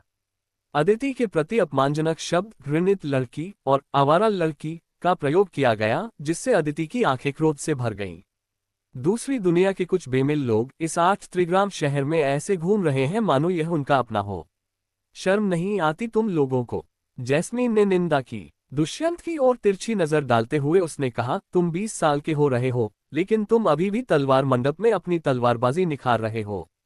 तुम अभी तक जनजात क्षेत्र तक भी नहीं पहुंचे हो, फिर भी तुम यहाँ ऐसे घूम रहे हो मानो ये जगह तुम्हारी अपनी हो। दुष्यंत का चेहरा काला पड़ गया, लेकिन वह चुप रहा, कोई जवाब नहीं दिया। वह गहराई से जानता था कि जैस्मीन की बातों में कुछ सच्चाई है। तलवार मंडप के सदस्य के रूप में 8 त्रिग्राम शहर में उनका वास्तव में महत्वपूर्ण प्रभाव था, और कोई भी उन्हें उकसाने की हिम्मत नहीं करता था। हालांकि द्वितीय विश्व के तलवार मंडप में वह एक साधारण बाहरी शिष्य से अधिक कुछ नहीं था, जिसे अक्सर दूसरों द्वारा अनदेखा कर दिया जाता था। जैस्मिन ने फिर ब्लैक वैली संप्रदाय के अभय की ओर देखा और व्यंग्यात्मक लहजे में कहा, यह उस आदमी का माफ करने वाला बहाना है जिसकी नसें काट दी गईं, जिससे वह मज्जा शोधन क्षेत्र में गिर गया। अब वह क्रिस्टल स्नो लोट से अपने आप को ठीक करने की आशा में लगा हुआ है। अभय का रंग पीला पड़ गया। फिर हम में से सबसे बड़ी है। कौन जाने उसने दानव हृदय संप्रदाय में शामिल होने के लिए किन संबंधों का लाभ उठाया। अपनी साधारण प्रतिभा को पहचानते हुए वह स्वेच्छा से अपनी छोटी बहन के लिए एक रक्षक की भूमिका निभाती है और उसकी सफलता का लाभ उठाने की उम्मीद करती है। जैस्मीन ने सिर हिलाते हुए कहा। उसके शब्दों में व्यंग्य था। कुछ बेमेल लोग पूल में मौजूद खजानों के लिए जी जान से लड़ रहे हैं। ये वाकई हंसी की बात है। जैस्मीन ने अदिति को घृणित और आवारा लड़की कहकर अपमानित किया, लेकिन उसे अन्य लोगों की तरह निकम्मा नहीं कहा। दूसरों की तरह लंबे समय तक साधना न करने के बावजूद जैस्मीन देख सकती थी कि अदिति की साधना का दायरा और शक्ति दुष्यंत, अभय और अनिका से कहीं बेहतर थी। यह उसकी असाधारण साधना प्रतिभा और अटूट समर्पण का प्रमाण था। उसने भुवन का मजाक या उपहास भी नहीं उड़ाया। चूंकि भुवन चौथी दुनिया से था, इसलिए उसकी साधना का क्षेत्र ठीक ठाक माना गया। दानव हृदय संप्रदाय की अनिका ने गहरी सांस ली। अभय को अपने हमले रोकते देख उसने प्रस्ताव रखा, क्यों न पहले हम इस घमंडी बड़बोले किसी और के शरीर में रहने वाले का ही निपटारा कर दें। सहमत हूं, अभय ने सहमति जताई। दुष्यंत हिचकिचाया। हम। जैस्मीन उस ऊंचे मंच पर उड़ गई जहां अभय पहले खड़ा था। अदिति की ओर मुड़कर उसने कहा, यह 8 त्रिग्रामों का शहर है और शहर के स्वामी का उपनाम युवान था। इस नीच लड़की ने हमें सुनाने के लिए एक बहुत बड़ी कहानी गढ़ी है। लगता है वह अपने समय का इंतजार कर रही है, शहर के स्वामी के रहस्यों के उजागर होने का इंतजार कर रही है। अदिति अचंभित रह गई। आप कौन हैं? जैस्मीन ने ठंडी मुस्कान के साथ जवाब दिया। अचानक सभी लोग चौंक कर दीवार की ओर मुड़ गए। हुश हुश हुश। हवेली की हरी दीवारों से कुछ छायादार आकृतियां उभरी। हालांकि शुरुआत में वे धुंधली और धुंधली थीं, लेकिन जल्द ही उनकी आकृतियां स्पष्ट और विशिष्ट हो गईं। प्राचीन वेशभूषा में अनेक आकृतियां ऐसी प्रतीत हो रही थीं मानो वे इतिहास की गहराइयों से निकलकर आए हों, मानो 3000 वर्ष पूर्व के किसी सुदूर स्थान से आए हों। इनमें से कुछ आकृतियां ऐसी जीवंत बातचीत में मग्न थीं मानो किसी भीड़भाड़ वाले बाजार में हों। उनके विविध हाव भाव और बातचीत अद्भुत रूप से जीवंत थी। हवेली जल्द ही आवाजों की चहचहाहट से भर गई। अनिका भी अपने सामने के दृश्य को देखकर हतप्रभ रह गई। अदिति ने उससे ऐसा कुछ नहीं कहा था। जूनियर सिस्टर, वे कौन है? अनिका खुद को रोक नहीं सकी और पूछ बैठी। वे 8 त्रिग्राम नगर के मूल निवासी हैं। उन्हें रक्त बलिदान के बारे में कुछ भी पता नहीं था। जैस्मीन की ओर देखते ही अदिति का चेहरा ठंडा पड़ गया। उसने धीरे से कहा, बख्शी परिवार के मेरे पूर्वजों को पता भी नहीं चला कि क्या हो रहा है। इससे पहले ही उन्हें मौत की सजा सुना दी गई और रातों रात उनका सफाया कर दिया गया। अदिति की बात सुनकर दुष्यंत और अभय की भौहें तन गईं, क्योंकि उन्हें परिस्थितियां कुछ ज्यादा ही क्रूर लग रही थीं। विजय उन्हें देख रहा था और उसने धीमे स्वर में कहा, ऐसा इसलिए है क्योंकि वे इसके हकदार थे। अदिति विजय की ओर मुड़ी। विजय सिकुड़ गया। मैं कोई मुसीबत मोल नहीं लेना चाहता। मैं तो बस एक दर्शक हूँ। और हाँ, मैं तो बस सच बोल रहा था। अध्याय 89। नगर प्रभु के भवन के बाहर अथर्व चौंका देने वाले वध भाले की तकनीक का अभ्यास कर रहा था। उन्होंने स्टार्टलिंग स्लॉटर की एज की जबरदस्त शक्ति का प्रयोग किया और पहले से ही भाले के अग्रभाग को शाफ्ट से अलग करने में सक्षम थे। हालांकि वह इसमें निपुण नहीं थे। अचानक कभी शांत रहने वाला चौक और उसकी 8 सड़कें आवाजों से जीवंत हो उठीं। 5वीं दुनिया की धुंधली ऊर्जा से घिरे क्षेत्रों में अभी भी अंधकार छाया हुआ था। फिर भी अथर्व अंधकार के भीतर देख सकता था। उसके सामने का दृश्य देखकर वह स्तब्ध रह गया। प्राचीन परिधान पहने कई आकृतियां प्रकट हुईं और जीवंत बातचीत में संलग्न थीं। ये आकृतियां चौक में खड़ी थीं और सड़कों पर घूम रही थीं। कुछ तो नगर प्रभु के भवन की ओर जाने वाली सुरंग में भी दिखाई दी। वे हर जगह थे। उनके कपड़ों पर लगे सामान से पता चलता है कि ये सभी लोग किसान थे। अथर्व का सिर झंझना उठा, वह स्तब्ध होकर यह सब सुन रहा था। भीड़ का शोर उसे घेरे हुए था और वह एक साथ अनगिनत बातें सुनने को मजबूर था। सभी आकृतियां आत्मा भोजन के बारे में बात कर रही थी, इस बात पर चर्चा कर रही थी कि निचली दुनिया में सबसे अधिक आत्मा भोजन किसने इकट्ठा किया था और नगर के स्वामी को कितनी श्रद्धांजलि अर्पित की जानी चाहिए। उनके चेहरों पर सौम्य मुस्कान थी और सभी के चेहरे पर मित्रता का भाव था। घबराहट में अथर्व ने संभावित टकराव के लिए सावधानीपूर्वक तैयारी की थी, लेकिन उसे एहसास हुआ कि प्राचीन आकृतियों में से किसी ने भी उसे देखा तक नहीं था। प्राचीन आकृतियों के प्रकट होने और स्पिरिट फूड के बारे में चर्चा से अथर्व को ऐसा महसूस हुआ जैसे कि उसे समय और स्थान के माध्यम से ले जाया गया हो। अथर्व को ये जानकर राहत मिली कि ये प्राचीन आकृतियां कोई भूत प्रेत या आत्मा शैतान नहीं थीं। उसे उन प्राचीन आकृतियों में कोई असामान्य ऊर्जा नहीं दिख रही थी। वे हवा की तरह अवास्तविक लग रही थीं। एक पुरुष और महिला हाथ पकड़कर अथर्व के पास पहुंचे। उसने देखा कि मुस्कुराते हुए वह जोड़ा उसके शरीर से होकर सिटी लौट के भवन की ओर जा रहा था। अत्यधिक सतर्क रहने के बावजूद जब ये जोड़ा उसके शरीर से गुजरा तो उसे कुछ भी महसूस नहीं हुआ।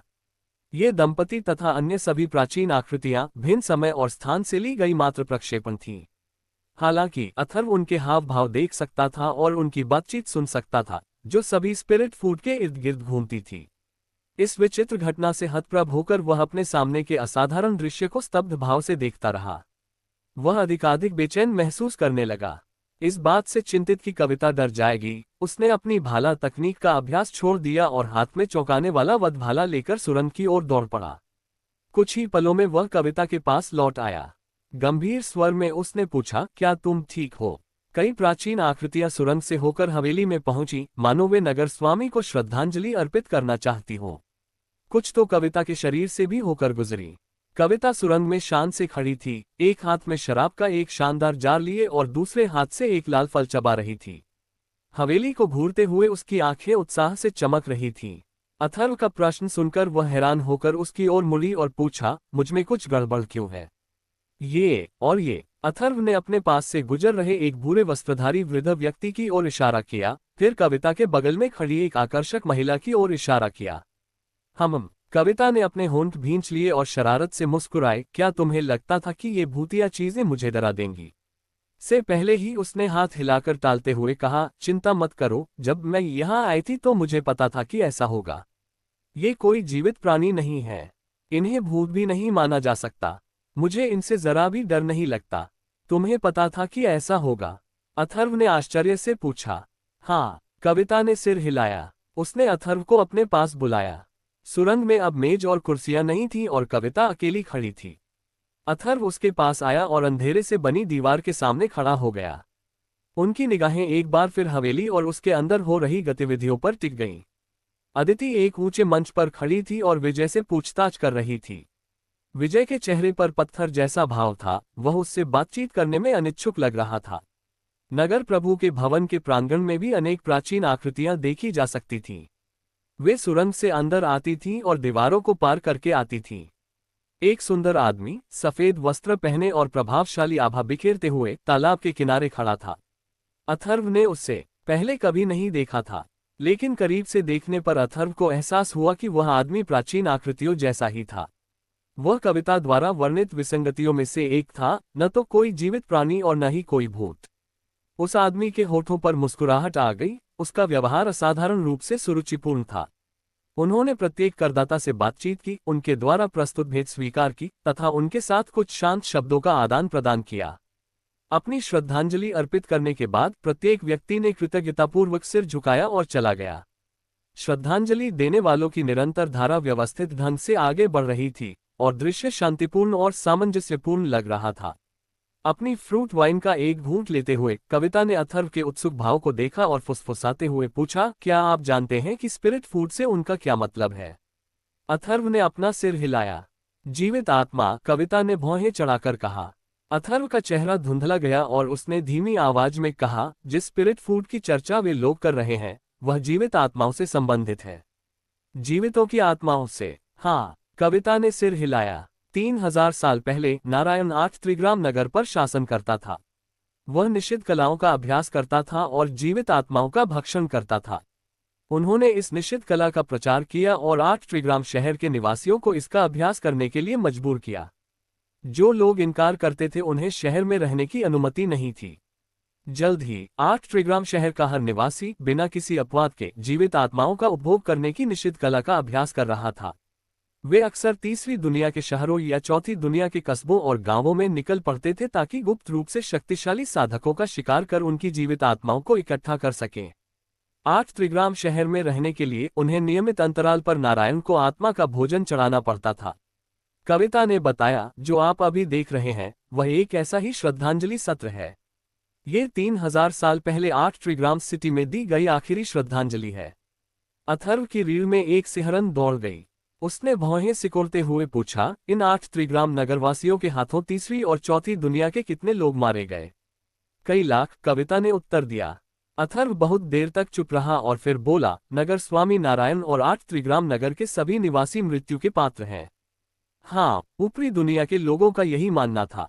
इसलिए आखिरी श्रद्धांजलि के दौरान 8 त्रिग्राम शहर हवा में गायब हो गए और इस स्वर्गीय आरोहण क्लेश स्तंभ के ऊपर पुनः प्रकट हुए। कविता ने गहरी सांस ली। 8 त्रिग्राम नगर को स्वर्गारोहण क्लेश स्तंभ पर रक्त बलिदान बनाने और नगर के सभी लोगों को मृत्युदंड देने का निर्णय कई अलग अलग दलों के सामूहिक प्रयास से लिया गया था। अलग अलग पार्टियां। कविता ने सिर हिलाया। अथाह गहराई के प्रथम विश्व के संप्रदाय। खाए। हाँ, हमारी दुनिया को रसातल कहा जाता है, कविता ने पुष्टि की। तारांकन तारांकन तारांकन। टकराना। सिटी लॉर्ड के भवन के अंदर लड़ाई एक बार फिर भड़कने की कगार पर थी। भुवन ने अपनी भूत की चीख निकाली और अपनी ताकत बढ़ाने के लिए भूत की चीख के छेदों में अजीब आकृतियों को समाहित करने का प्रयास किया।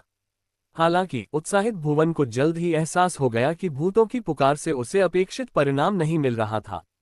प्राचीन आकृतियों में आत्माओं या भूतों की विशिष्ट ऊर्जा का नामोनिशान नहीं था। दुर्भाग्यवश जब उसने भूत की चीख निकाली जिससे अनगिनत आत्माओं की करुण पुकार निकली, तो अनिका ने गलती से सोचा कि वह कोई घातक हमला करने वाला है। ठंडी सांस लेते हुए अनिका ने फूलों की शाखाओं से भरी एक टोकरी निकाली और उसे भुवन की ओर फेंक दिया। जैसे ही टोकरी हवा में उड़ी, फूलों की शाखाएं तलवारों में बदल गईं और भुवन की ओर बढ़ गईं। जैसे ही अनिका ने आक्रमण करने के लिए कदम बढ़ाया, ब्लैक वैली संप्रदाय के अभय ने बिना कुछ कहे अपना कुंडलित ड्रैगन स्टाफ घुमाया। आध्यात्मिक शक्ति से निर्मित ड्रैगन अभय के कुंडलित ड्रैगन स्टाफ से बाहर निकले और अनिका की पोशाक से बाहर उड़ते हुए विशालकाय दानव पात्रों से भिड़ गए। रुकी हुई लड़ाई एक बार फिर भड़क उठी। अनिका ने एक ठंडी सिसकारी भरी। उसकी लहराती पोशाक घूम गई और उसने और भी चटक लाल दिल जैसे अक्षर गढ़ लिए। कुछ अभय की ओर उड़े जबकि बाकी भुवन की ओर। दिल टूट गया। अनिका चिल्लाए। अभय और भुवन की ओर उड़ते हुए हृदय के पात्र चकनाचूर हो गए। अभय और भुवन एक साथ कराह उठे, मानो उनके दिलों में एक तेज दर्द चुभ रहा हो। घबराकर उन्होंने अपनी आध्यात्मिक शक्ति का आह्वान किया ताकि अनिका द्वारा उन पर लगाए गए भयावह श्राप से मुक्ति मिल सके। अनिका ने अपनी हथेली से कुंडलित ड्रैगन स्टाफ पर प्रहार किया, जिससे कई विशाल काले दानव अक्षर प्रकट हुए तथा उन्होंने जादू से बने ड्रैगनों से निपटने के लिए अभय की जवाबी हमला करने में असमर्थता का फायदा उठाया। इसके बाद उन्होंने फूलों की टोकरी में आध्यात्मिक शक्ति भर दी, जिससे उसमें तीव्र प्रकाश उत्पन्न होने लगा। टकराना। टोकरी भुवन के सिर पर लगी, जिससे उसकी कई हड्डियां टूट गईं। तुम सबसे कमजोर हो, इसलिए मैं पहले तुम्हें मारूंगी, अनिका ने भुवन के पास पहुंचते हुए कहा। उसका इरादा भुवन को जल्दी से खत्म करने का था ताकि वह अपना पूरा ध्यान अभय पर केंद्रित कर सके। अदिति भविष्य के लिए उनकी आशा थी। उसने अपनी सबसे छोटी बहन पर सब कुछ दांव पर लगा दिया। भविष्य में दानव हृदय संप्रदाय में उसकी स्थापना और उसके साधना क्षेत्र की उन्नति सब कुछ अदिति पर निर्भर था। वाह! जैसे ही वह हवा में उड़कर भुवन की ओर बढ़ी, उसके पीछे आकाशगंगा जैसी चमकदार तारों की रोशनी दिखाई दी। अनिका डर के मारे घूम गई। उसने अपनी हथेली पर अनगिनत राक्षस अक्षर बनाए और चमकती तारों की रोशनी पर वार किया। उसके पास भुवन पर नजर रखने के लिए समय नहीं था। वह उसके सिर के ऊपर से उड़ती हुई हवा में ही बलपूर्वक मुड़ जाती और पीछे हट जाती। दानव पात्र निकट आती हुई तारों की रोशनी से टकरा गए और एक चमकदार चमक के साथ विस्फोट हो गया। प्रचंड वेग के कारण अनीका को और पीछे हटना पड़ा। उसने मंच की ओर देखा जहां जैस्मीन खड़ी थी, उसका चेहरा आशंका से भरा हुआ था। उसे पता नहीं था कि वह उस अंधेरी सुरंग के निकट पहुंच चुकी थी जहां अथर्व गायब हो गया था। आह! अनीका चीखी। उसकी गहरी इंद्रियों ने अपने पीछे के अंधेरे से एक बेहद तेज उपस्थिति को उभरता हुआ महसूस किया। धमाका! उसके सामने बिखरी तारों की रोशनी फट गई। विस्फोट के बल ने उसके शरीर को पीछे की ओर धकेल दिया, जिससे वह सुरंग के और करीब पहुंचती गई। शंख! अनीका पीछे की ओर उड़ी, लेकिन उसकी छाती से निकले एक लंबे भाले ने उसे रोक लिया। भाले का अग्रभाग चमक रहा था। एक अप्रत्याशित घटनाक्रम में एक लंबे भाले ने दानव संप्रदाय की अनीका की छाती में छेद कर दिया था। उसका लंगड़ा शरीर हवा में लटक रहा था। उसकी खाली आंखें नगर प्रभु के भवन में मौजूद भीड़ को घूर रही थीं।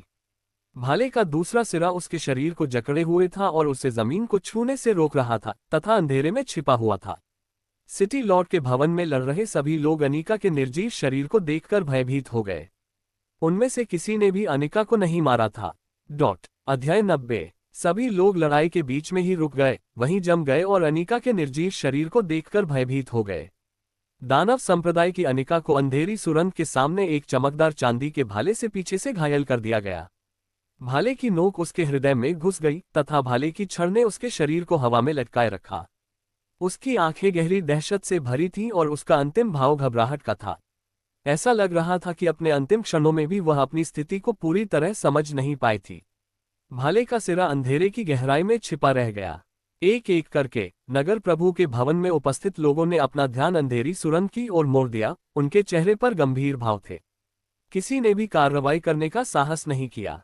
कोई नहीं जानता था कि भाला किसने चलाया था या चलाने वाला इंसान भी था या नहीं। अज्ञात स्थिति का सामना करते हुए सभी लोग सतर्क रहे और उन्होंने बहुत संयम दिखाया। जब भाले ने अनीका को छुरा मारा तो कुछ भयानक घटना भी घटी। वे प्राचीन आकृतियां जो समय की नदी से उभरी थीं और नगर प्रभु के भवन में बसी थीं, वे सब हवा में गायब हो गईं। ऐसा लग रहा था जैसे वे कभी प्रकट ही नहीं हुए थे, जैसे उनके बीच कभी स्पिरिट फूड के बारे में बातचीत ही नहीं हुई थी और जैसे वे कभी सिटी लॉर्ड को श्रद्धांजलि देने के लिए कतार में खड़े ही नहीं हुए थे। वाह! भुवन ने सबसे पहले प्रतिक्रिया व्यक्त की और शीघ्रता से पीछे हट गया। भुवन का पीछा कर रही फूलों की टोकरी धड़ाम से जमीन पर गिर पड़ी। अनीका के मरने के बाद उसमें कोई आध्यात्मिक शक्ति नहीं रही और उसकी फूलों वाली शाखाएं टूटकर टुकड़े टुकड़े हो गईं। अभय को घेरे हुए दानव और हृदय पात्र मुरझाए फूलों की तरह जमीन पर गिर पड़े और बिना किसी निशान के गायब हो गए। नगर प्रभु के भवन में सन्नाटा छा गया। चिंतनशील जिज्ञासा से भरी आंखें अनीका के निर्जीव शरीर, भाले की चमकती नोक और अंधेरी सुरंग के बीच घूम रही थीं। जैस्मीन ने अपनी भौहें उठाईं और हल्की हंसी निकाली। उसने घटनाओं के इस आश्चर्यजनक मोड़ की उम्मीद नहीं की थी। जब अनीका भुवन पर हमला करने के लिए हवा में उड़ी तो वह खतरनाक रूप से अंधेरी सुरंग के बहुत करीब पहुंच चुकी थी। इसलिए जैस्मिन ने इस स्थिति का फायदा उठाते हुए रणनीतिक रूप से उसकी दिशा में एक चमकदार तारों की रोशनी बिखेर दी। वह अनीका पर सुरंग के करीब जाने के लिए दबाव डालना चाहती थी, उम्मीद थी कि वह अंधेरे में गिर जाएगी। जैस्मीन ने प्रत्यक्ष रूप से इस धुंधली ऊर्जा का अनुभव किया था और यह भी कि किस प्रकार पांचवी दुनिया के अंधकार के संपर्क ने उसकी आत्मा को कलंकित कर दिया था। विजय ने जिस भाले को चौंकाने वाला वध भाला कहा था, वह सुरंग के पास गिर गया था तथा कुछ ही देर बाद रहस्यमय तरीके से गायब हो गया। वह ये भी जानती थी कि अंधेरे में कुछ छिपा हुआ है। फिर भी उसने यह अनुमान नहीं लगाया था कि अनीका के अंधेरे में गिरने से पहले ही चौंकाने वाला वध भाला उस पर हमला कर देगा। अदिति भी अंधेरे में हो रही विसंगतियों से वाकिफ थी और उसने चौंका देने वाले वधभाले के गायब होने का भी ध्यान रखा था। अपनी बड़ी बहन के हवा में लटके शरीर को देखकर उसकी आंखें चमक उठीं। वह जानती थी कि अंधेरे में कुछ संदिग्ध घटित हो रहा है। उन्होंने कुछ समय तक स्टार्टलिंग स्लॉटर स्पीयर में अपनी आध्यात्मिक शक्ति का संचार किया था तथा उसमें दानव और हृदय के चरित्र भर दिए थे। ये दानव और हृदय वर्ण संपर्क में आते ही विस्फोट करने के लिए तैयार थे, जिससे भाले को छूने वाले किसी भी साहसी व्यक्ति का हाथ बेकार हो जाता। हालांकि जमीन पर गिरने के बाद चौंका देने वाला वध भाला रहस्यमय तरीके से गायब हो गया, जबकि बाकी लोग युद्ध में व्यस्त थे। गहरे रंग के दानव पात्र और लाल रंग के हृदय पात्र अदिति से जुड़े हुए थे और वह महसूस कर सकती थी कि उन्हें भी मिटा दिया गया है। इससे वह सतर्क हो गई। अदिति ने अंधेरे में छिपी आकृति को एक बड़ा खतरा माना। आप कौन हैं? अदिति ने अपनी चुप्पी तोड़ते हुए ठंडे स्वर में पूछा।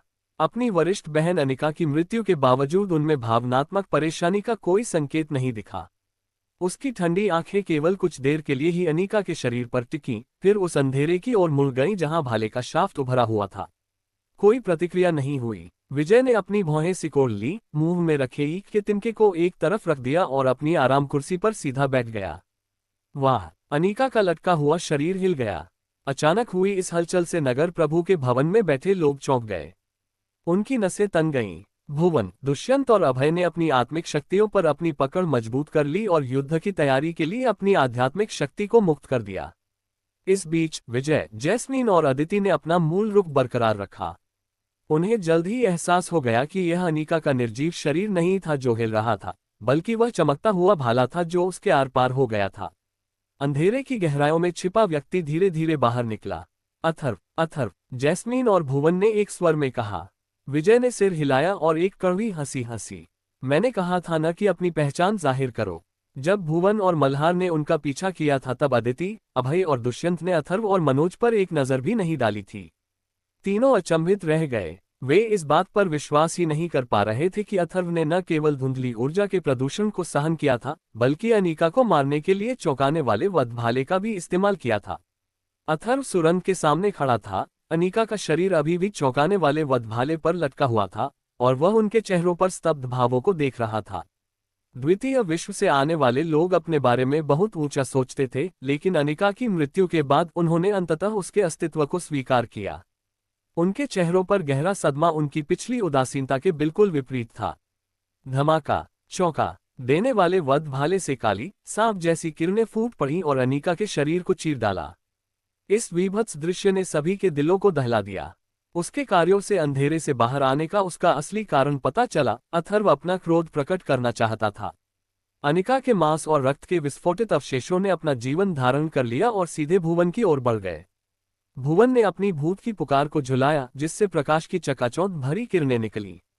अथर्व के समक्ष स्वर्णिम खंजर प्रकाश का एक नया सागर प्रकट हुआ। अथर्व, तुमने अनिका पर तब वार किया जब वह तैयार नहीं थी। ये बस एक सस्ता वार था। हे, तुम सच में नहीं सोचते? भुवन अपनी बात पूरी कर पाता, इससे पहले ही चौंकाने वाले वधभाले के अग्रभाग से काले गोले निकले। धमाका, गड़गड़ाहट, विनाश और विध्वंस की आभा से ओतप्रोत एक हिंसक शक्ति काली बिजली की तरह फूट पड़ी, जिसने स्वर्णिम प्रकाश के विशाल सागर को चकनाचूर कर दिया। टूटे हुए खंजर के प्रकाश और काले गोले के टुकड़े अनिका के विस्फोटित अवशेषों के साथ मिल गए और भुवन के शरीर पर गिर पड़े। मज्जा शोधन क्षेत्र, तुम सचमुच अंधेरे को तोड़कर आगे निकल आए। भुवन ने पीछे हटने पर मजबूर होते हुए कहा। उसका चेहरा अविश्वास से भरा हुआ था। भुवन की दृष्टि में अथर्व अंधकार से निकलकर पांचवी दुनिया से आए एक राक्षस जैसा था। दुष्यंत ने चौंककर चीखकर कहा, मज्जा शुद्धि क्षेत्र। उसे पूरा यकीन था कि अथर्व अंधेरे में भागने से पहले केवल मध्याह्न रेखा के उद्घाटन क्षेत्र के पहले चरण में ही था।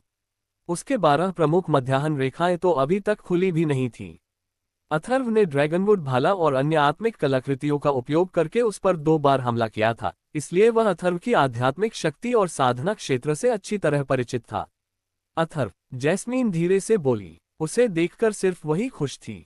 कांस्य पेंडेंट की सहायता से वह जानती थी कि अथर्व पांचवी दुनिया की दूषित ऊर्जा के आगे इतनी आसानी से नहीं झुकेगा। उसने यह अनुमान नहीं लगाया था कि अथर्व इतने कम समय में मेरिडियन ओपनिंग दायरे के प्रारंभिक चरण से लेकर मैरो क्लींजिंग दायरे तक प्रगति कर लेगा। अपनी खुशी रोक न पाने वाली जैस्मिन ऊंचे मंच पर खड़ी होकर हल्के से हंसते हुए अदिति, अभय और दुष्यंत को गौर से देखने लगी। मैंने पहले भी कहा है, जिस इंसान में मेरी दिलचस्पी है उसे इतनी आसानी से नहीं मारा जा सकता। वह अथर्व के लिए सचमुच खुश थी। भुवन को पीछे हटते देख अथर्व वहीं रुक गया। की आवाज सुनकर अथर्व ने उसकी ओर देखा और उत्सुकता से पूछा, तुम्हारा नाम क्या है? जैस्मीन की मुस्कान फीकी पड़ गई। अथर्व के जिज्ञासु प्रश्न ने उसे बेचैन कर दिया। हालांकि अथर्व की नजर पहले से अलग थी। अब उसमें एक अपरिचित कोमलता थी। जब से वह तन्वी के शरीर में आए हैं, तब से उसने अथर्व से संपर्क करने की चाहे जितनी भी कोशिश की हो, उसने हमेशा उससे दूरी बना ली है। उसके छेड़खानी के प्रयासों से भी कोई सकारात्मक परिणाम नहीं निकला। उसने कभी सपने में भी नहीं सोचा था कि अथर्व के रवैये में अप्रत्याशित परिवर्तन आएगा। ल्यूओ जैस्मिन, मेरा नाम जैस्मिन है, उसने घबराए हुई मुस्कान के साथ कहा। विजय, अदिति, दुष्यंत और भुवन ने आश्चर्य से उसकी ओर देखा। ये खुलासा करने के बाद कि वह असली तन्वी नहीं थी, इस औरत ने मल्हार की बेरहमी से हत्या कर दी। वह न तो कभी चिंतित हुई थी और न ही नगर प्रभु के भवन में होने वाले झगड़ों को कभी गंभीरता से लिया था। लेकिन अथर्व का एक भी सवाल उसे चिंतित कर सकता था। विजय और बाकी सभी के चेहरे पर अजीब से भाव थे। उन्हें अथर्व के साथ उसके रिश्ते के बारे में कोई जानकारी नहीं थी। जैस्मिन, ठीक है, मैं समझ गया। अथर्व ने सिर हिलाया। उसके चेहरे का भाव और भी गंभीर हो गया और उसने कहा, अंधेरे में मुझे एहसास हुआ कि जिससे मैं नफरत करता था वह मिस तन्वी थी। लेकिन तुमने मुझे ठेस पहुंचाने के लिए कुछ नहीं किया जैस्मिन, इसलिए मैं तुमसे नफरत नहीं करता। जब अथर्व ने ये शब्द कहे तो जैस्मिन का आकर्षक अलौकिक रूप तन्वी की चेतना के निर्जन सागर में कांप उठा। उसकी आत्मा द्रवित हो गई। शुक्रिया शुक्रिया, मुझे तुच्छ न समझने के लिए। जैस्मिन ने गहरी सांस ली। इस समय अथर्व बेहद आकर्षक लग रहा था। जैस्मिन का इरादा तन्वी के शरीर का इस्तेमाल करके अथर्व का कांसे का पेंडेंट चुराने का था। हालांकि जैसे जैसे वे साथ में ज्यादा समय बिताने लगे उसकी सोच धीरे धीरे बदल गई। सेंट्रल लेक आइलैंड पर जब भुवन ने अन्वी को लगभग मार ही डाला था, अथर्व ने एक बांस की बांसुरी निकाली और जानबूझकर उसे उकसाया, जिससे अन्वी बिना किसी चोट के बच निकलने में सफल रही। अथर्व ने मनोज से किए एक वादे के चलते दुष्यंत को जान से मारने की बेतहाशा कोशिश की, और सिर्फ एक बार नहीं बल्कि 2 बार। उस निराशाजनक स्थिति में उन्होंने मनोज को मिरर टनल में धकेल दिया और अकेले ही अंधेरे में जाने का फैसला किया।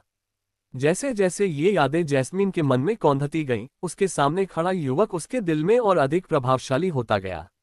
एक से अधिक बार उसने सोचा था कि यदि उस समय उसके साथी उसके षड्यंत्रकारी शिष्य न होते, बल्कि अथर्व और मनोज जैसे लोग होते, तो चीजें कितनी भिन्न होती।